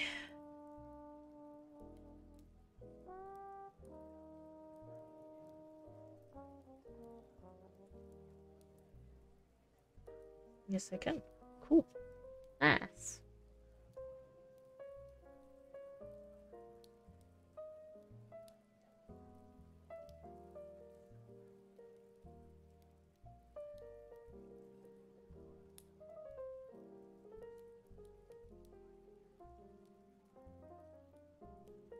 And then... what?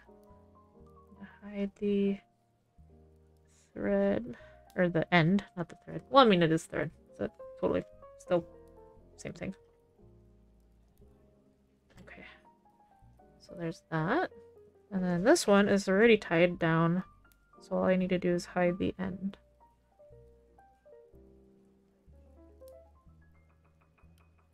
Yeah. If I can thread it.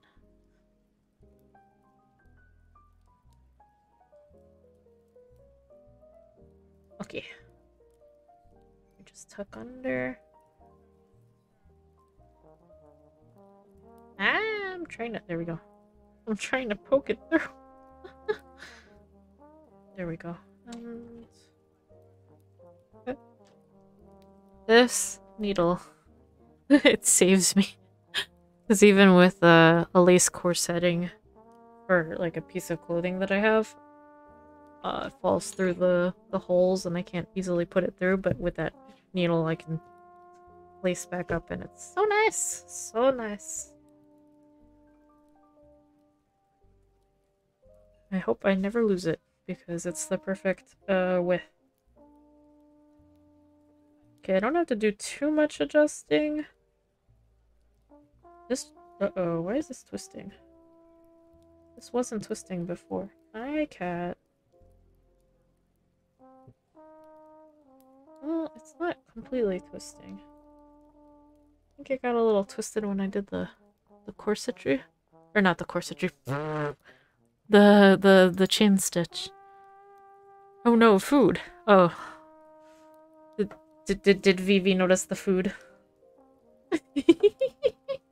Oh, no food. No food thoughts. Chicken?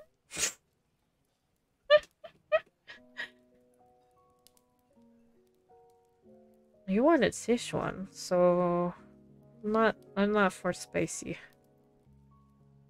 So I don't know what I could do. Egg McMuffin and 2 hash browns? I wish.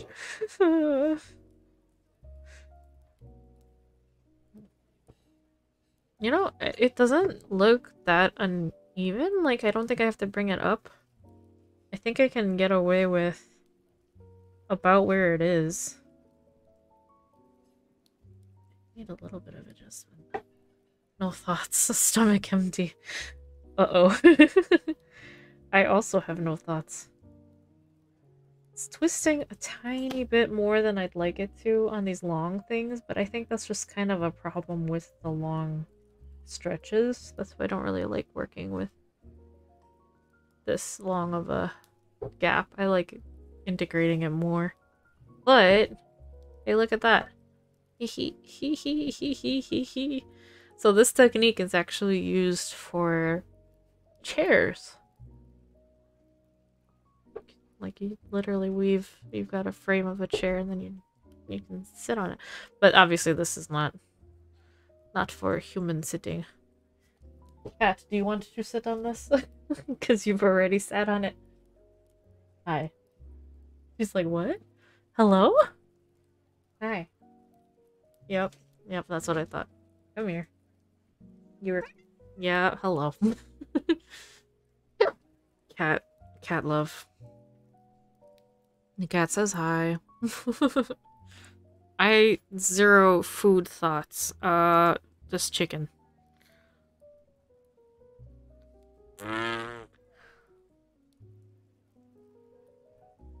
Alive. Yeah, like it. I think the one edge is always gonna look a little funky because the two that go under the chain stitch here don't necessarily match up on the other side completely when you do it. It's like a little bit off. So that kind of sucks. That's just how it is with the techniques that we got taught for this kit. Oh no, wait, I just noticed a mistake. Oh no! There's a mistake right there! You see it?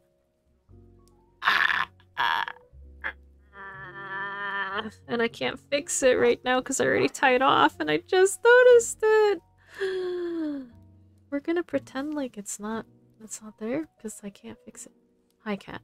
So, this is my cat. Her name is Fuzzbutt. She is almost 16 years old and she likes to be a nuisance. Oh god, she's blocking me. A little bit. I can't believe I didn't notice that earlier. I feel kind of dumb. There's something that I could do, but I think it's better. Well, I guess since the cat is here, maybe I can do it with her. I could. Cat butt. What cat? Maybe I can't. No, I can't do anything with the cat here. Are you gonna sit on it? Are you gonna sit on it? Hello, welcome to the mess that is my desk. You gonna sit on it? Are you gonna try to steal my water? Don't you dare. Oh, I will totally have hummus, pita, and chicken again. I will totally have that. If that's something. Are you really gonna sit on that? Are you Hello. Welcome to the chaos that is my desk. It's an organized chaos. But it's a chaos nonetheless. Really? Bean? Bean. Why? It's a cat break o'clock right now. Hey. Cat demands attention, so everything needs to stop. While she sits on my work. No worries, luckily I don't sell this. I shouldn't. I can't, technically, because it's not my pattern. Unless... Actually I never looked into if Hello Hydrangea allows you to sell the work done off of her patterns. But some artists let you. Some people don't. Okay, Vivi. Sounds good. I'm down for EO too. Would it just be 3 of us though? Would that eat my second save? I was considering doing a solo, but that's okay. Easter rehearsal, I see. One of our friends is a musician. A violinist, and they often play for churches. Between Easter and Passover, living is definitely suffering to these peeps. Yeah. Yep. Hi, Bean. I'm gonna put this in the different direction, away from you. That makes me nervous. Well, I actually have this really handy thing is this thing is saving my life. I cannot believe that you sat on it. You are a butt. I cannot believe that you're literally I spoke of the technique being great for seats, that they come from seats, and now you're literally treating it as a seat. But I need to fix my mistake, Bean. Bean. She's purring happily. Guess I'm not fixing anything right now. But technically, unless I'm going to fix it, which I don't know if I will, I have 2 things done out of the 3 that I set out to do today, so that's cool. Before food, too. You're gonna have to let me stitch, cat.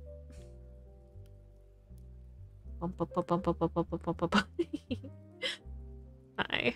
My old kitty cat Torty. Oh my god, I gotta... Oh no, there's hair everywhere.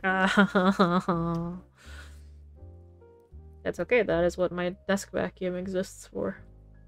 Really good at picking up hair. Oh my gosh, cat, you really like this.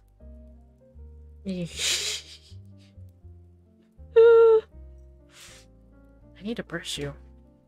Madam. Oh no. You wanna come off? Here. Wait, can I lift this with the cat? Oh my god. Can I get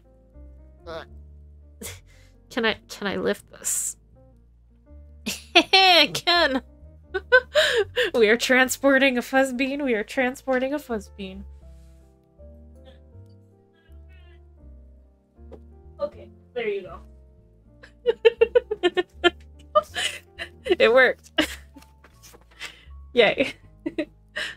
Okay, we are... Oh shit. We are... Oh god, hold on. Give me a second. We're lowering ourselves down. That was so funny that worked. Hi, Bean. Here, actually, let me... Where did I hide the end? Where's the knot? The knot's here. Can I... Let's see if we can undo the knot, because if I can undo the knot, then I can easily fix this.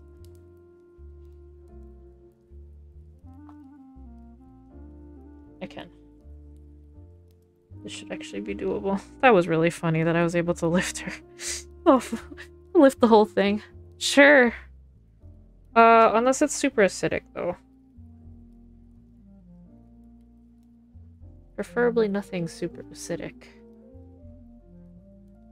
If that is okay.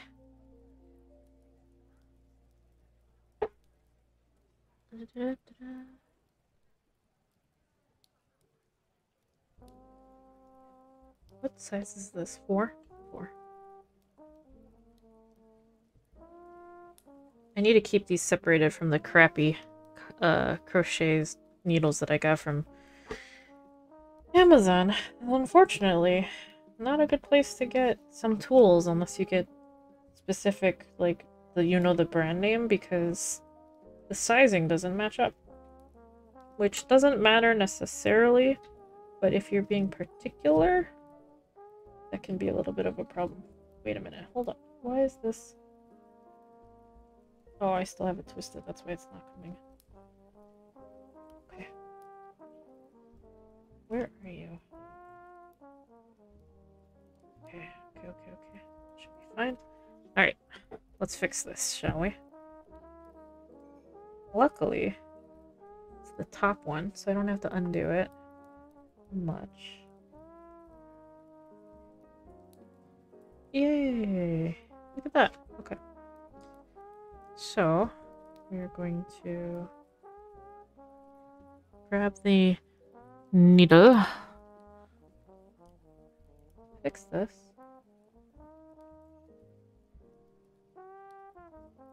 So it'll be easier. Ta-da!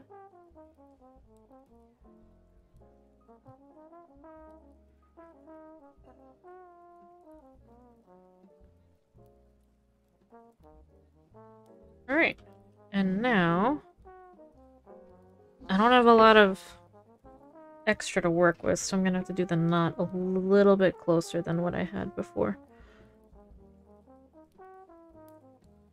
Like here, maybe.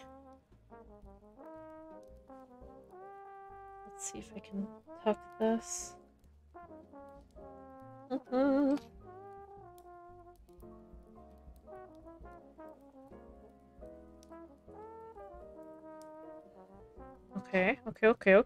And what I'm gonna have to do, because the strand is so short, we're gonna do this. We're gonna attempt to stuff this through. Oh god, cat hair. That was fun with the cat.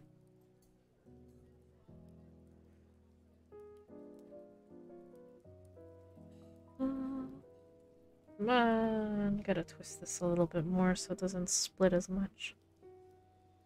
Watch me as I struggle, threading a needle. Like you do. Okay, got it. I don't know if this will... No, doesn't go far enough. Shit. Should have gone further. Let's do it again. This time, go even further.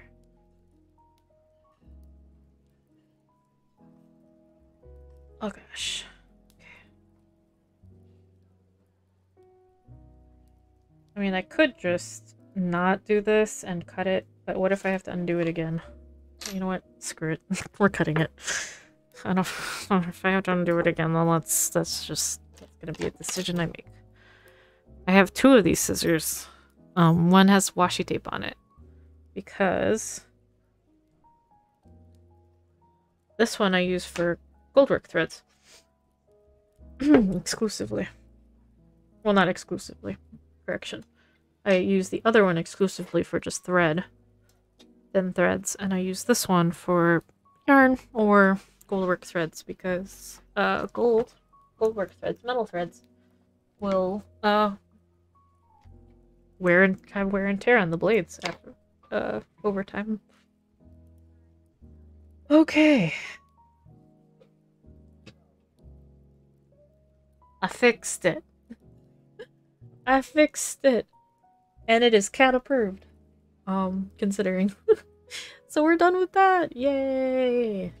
So the last thing of the day that I had for finishing was the edge of this, and I decided that I'm gonna do I'm gonna go ahead and do the variegated thread for the edge. So I think I will do, we're gonna create tassels, tiny little tassels. It'll just be 2-strand tassels, so I'm gonna be doing each edge on its own. It's a thing you can do. Go back to Sashiko sampler.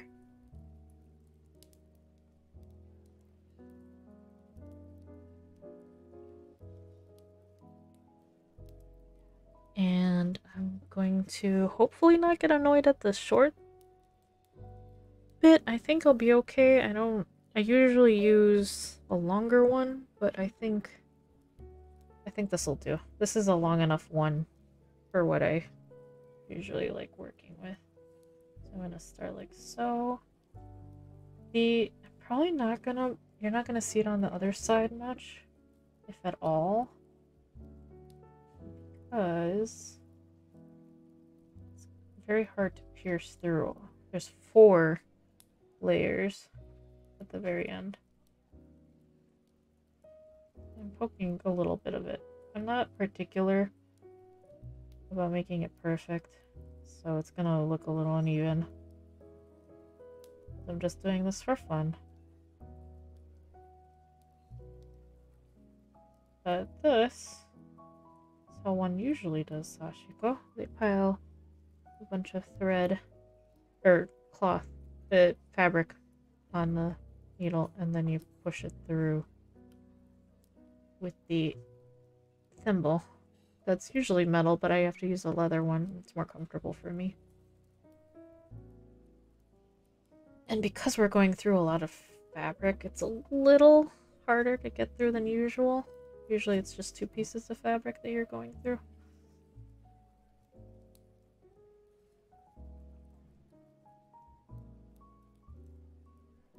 But yeah.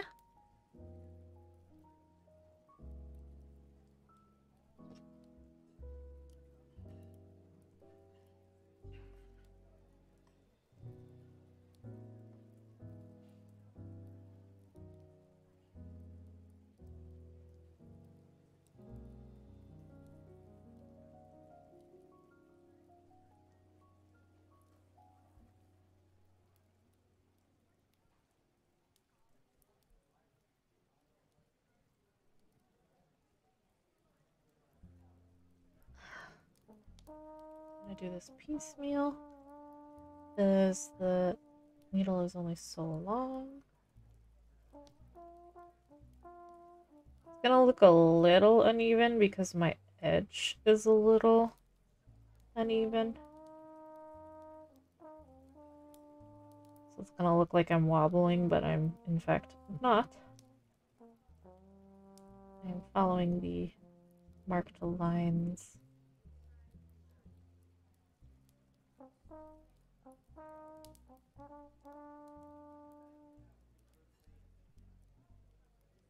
Ow! I jabbed myself. It's okay. The sampler, as well as the thread that I'm using, is from the same place. They don't have an English store, but you can use a shopping service. Give me a second, I'm going to hydrate. So you can use a shopping service to get things off of their online store. They're called Habire. Hobby with an R-A, and then hobby with a hobby, yeah, with an R-E. R-A-R-E.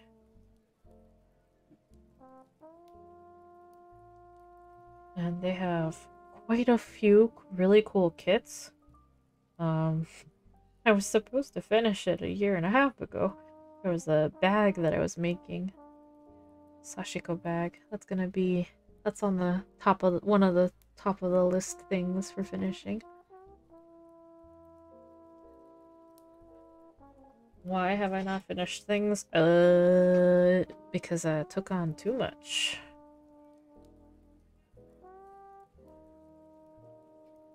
Basically. I have taken so many embroidery classes where this stuff is just not finished. But I am working through it. All the while signing up for more embroidery classes. But I'm getting better at getting them done.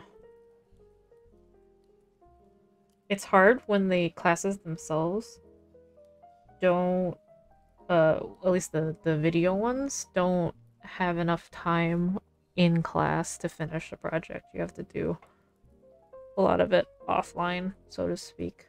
So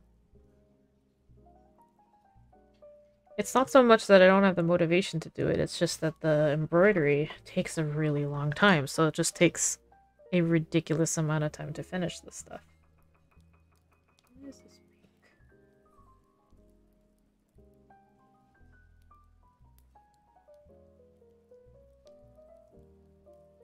Okay. The toadstool that I did, the mushrooms, that, oh my god, I counted how many hours it took. Now I don't remember, but I think it was over 100 hours all told. This stuff takes a long time, even the smallish looking projects. I mean, I have it, I'll count it out, and I'll include it in the Instagram post when I make it. But, the box, I've done all on stream, minus gluing, which is just like 10 minutes, not even. So I'll be able to look back and get the time it took to work on it. But I think it's at least 6 hours, if not more.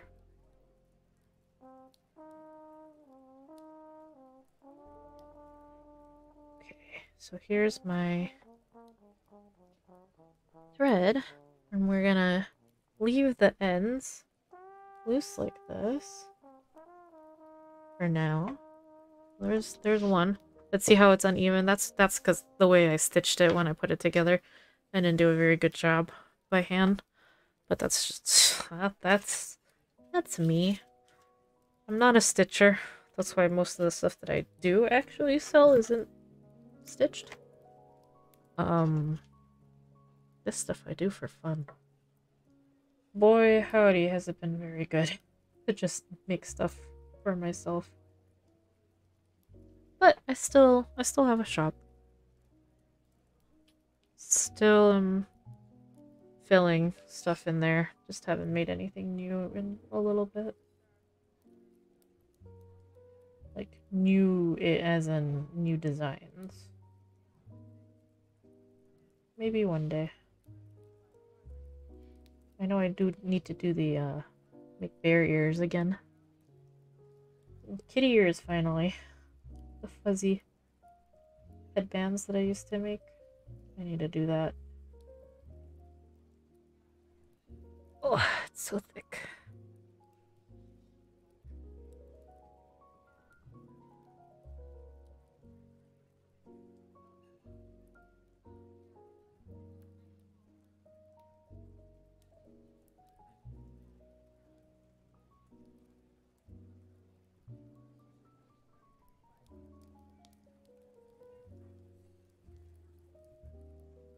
Okay.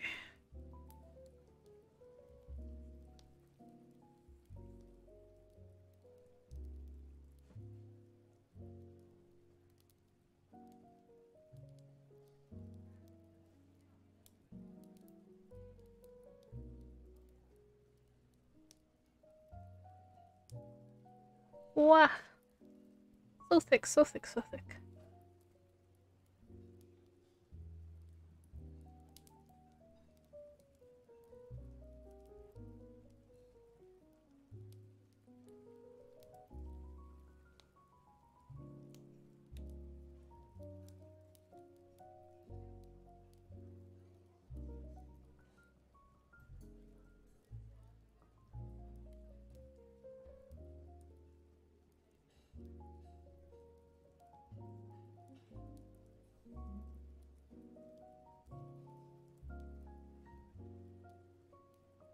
Yeah. I'm probably not going to be fully done with this before food comes, but I'm gonna try my hardest to get as much done. Well, I mean, it won't be fully done and stream because I need to wash it to get the marks out. I look like I'm shaking a lot, and I think I am a tiny bit, but that's just because my hands hurt and I'm pushing pretty hard with the thimble. So do not worry, I don't usually shake this much.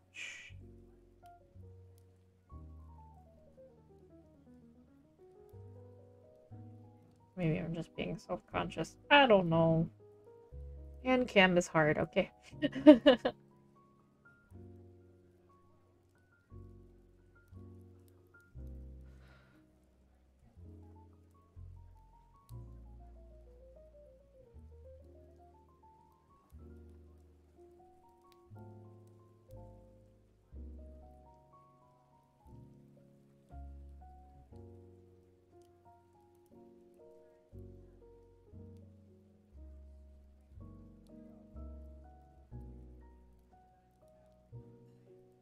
Actually, like, trying to go through most of the fabric, so it's especially hard.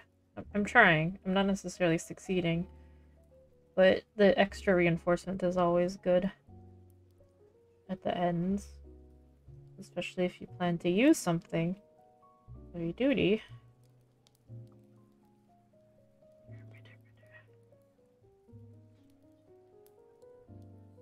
Ooh. Hello, Jingle Jingle. Where's the cat? Oh, she's in the cave. I like she was hanging out on the box for a little while. Yummy. What are these? Boink. Herb sage syrup and blood orange soda on top of vodka. What? What? Wow, it's so clear. Not clear. Opaque. The opposite of clear. Hey, look, words are hard. Thank you. It's so light in taste. It's kind of worrying. It's easy to drink through. Oh, you know what I need to do? I need to close my window. A second. The lights are very bright in here, and people are definitely looking in, and I'm like, please don't. Rude. And then actually, it's here. I don't knock it over. So yeah, I think I'll be only streaming for another however long it takes for food to come. So 10-15 maybe? Where's ETA? The blood and sage. Yeah, herb sage syrup, blood orange Meyer, lemon, ginger ale. Out of curiosity, ETA food. About 15 minutes. Okay, that's what I thought. Nice. Hopefully I finished at least one other edge of this.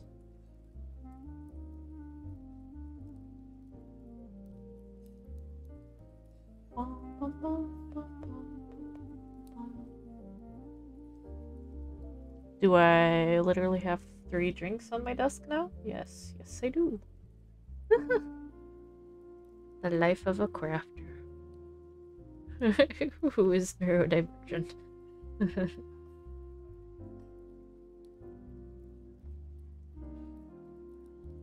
Wah, wah.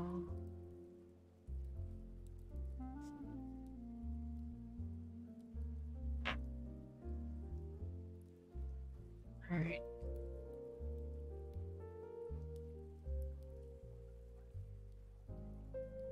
Yeah, I got these really... This isn't it, but like some of the sashiko needles that I have are these really nice steel ones from Kyoto. From a shop in Kyoto. Boy howdy, do they hold up to more heavy duty stitching like this, or like if I were to have to do it on thicker canvas or denim. Those are the bomb for that. Although they dull rather quickly. But that's what the, like this little guy. This is actually a needle sharpener. You stick it through the middle part.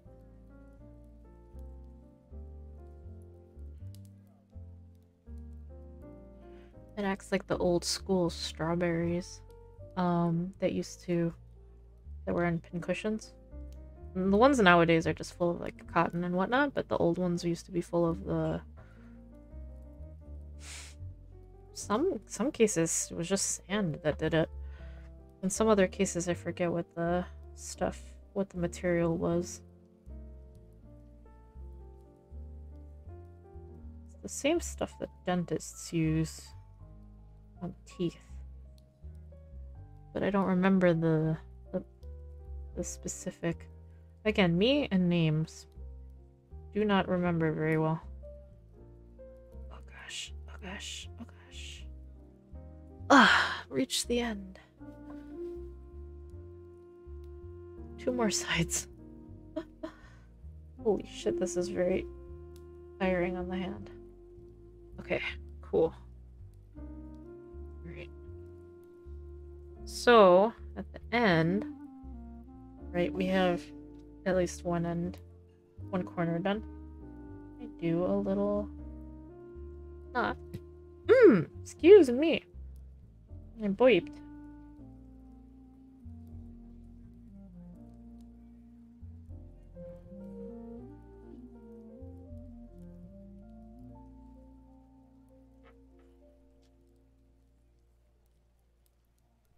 And I'm going to make it shorter, but not like as short as I'm gonna have it, because I'll do that after it's been washed.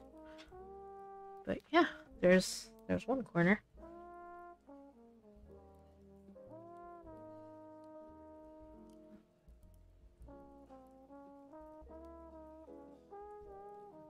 So now I have the other 2 to do. Oop. One side is magnetic. There we go.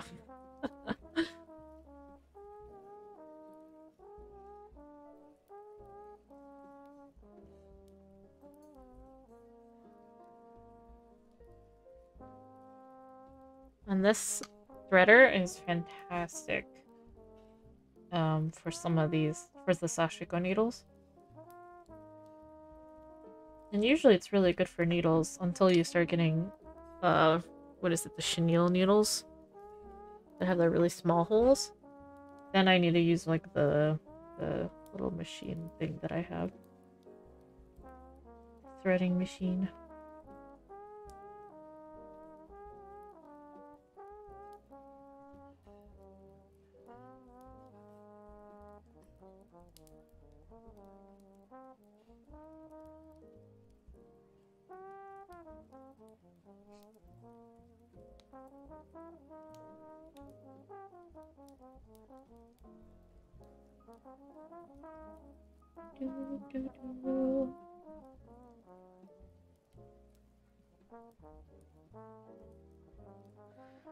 Wow.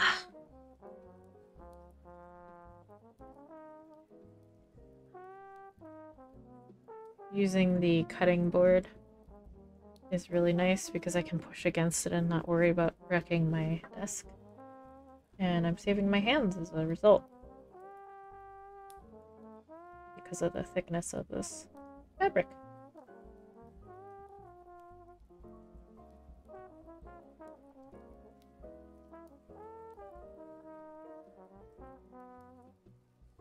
Usually I can go faster. Because of how thick the fabric is, I have to do it slowly.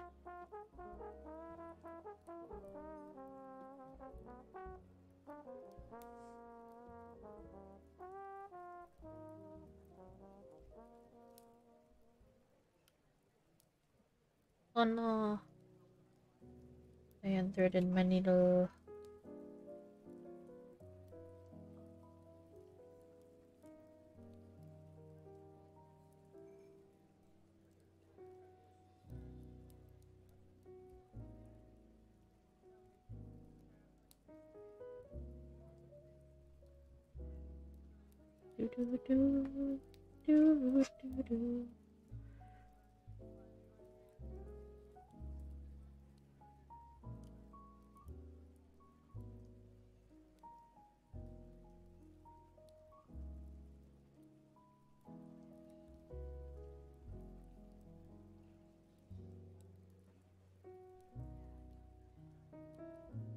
At least I'm feeling a little less out of it than I did when I started streaming. When I started streaming, I was just like, I want to get this stuff done. Let's just sit down and do it. And then I'm like, oh, words, talking. Oh god, I gotta explain what I'm doing. Oh god, my brain. I forgot how to human. But after struggling a bit, 2 hours later, I started getting a little better.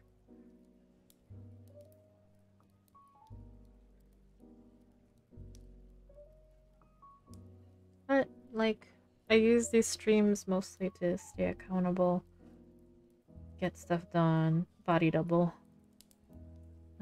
It's working today. I think I got frazzled because before stream, I was working on getting a bunch of, like, just, like, personal sale stuff up. Not, like, Paradise Rose Shop related, but just, like, some clothes that just don't, for lack of better term, I'm just gonna use the Marie Kondo phase of, it didn't bring me joy anymore. I can be like, oh, I like this still. I like this still. I don't like this anymore. So the things that I don't really care for anymore, or don't fit, I was putting them up for sale. But that took a lot out of me, and it brought back some memories, I guess, of having to do that, and like, because of the fashion that I like wearing, EGL stuff. Okay. Only until recently did I start keeping, well, not recently, but like in the last 5 years, I started holding on to pieces and not selling pieces, or not trying to think of the resale value, blah blah blah. No, it's like, no, they're mine now.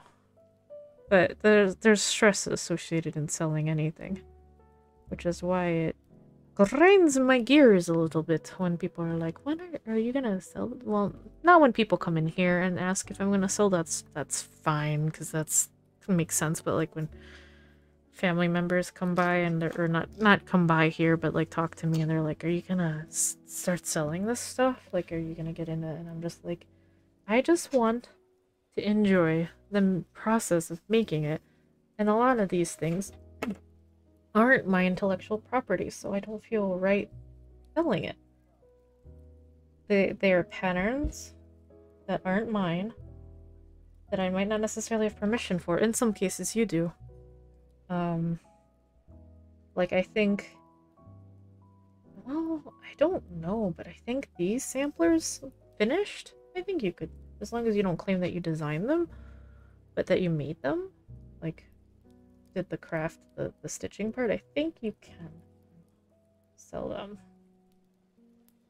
But again, like, if I were to sell stuff, I kind of want it to be my thing, my own thing, so I would want to make my own pattern. But granted, in some cases, some of these patterns are repeat, like, this is more modern, so this is a little bit more unusual and more specific to the company that put it out. But there's some traditional patterns that are just, they repeat, right?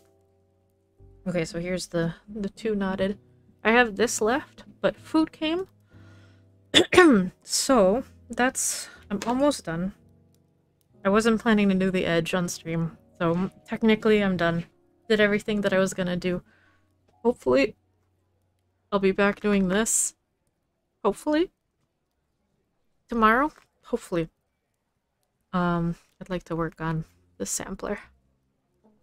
But yeah, thank you for coming and hanging out and lurking. I appreciate all of you lurkers.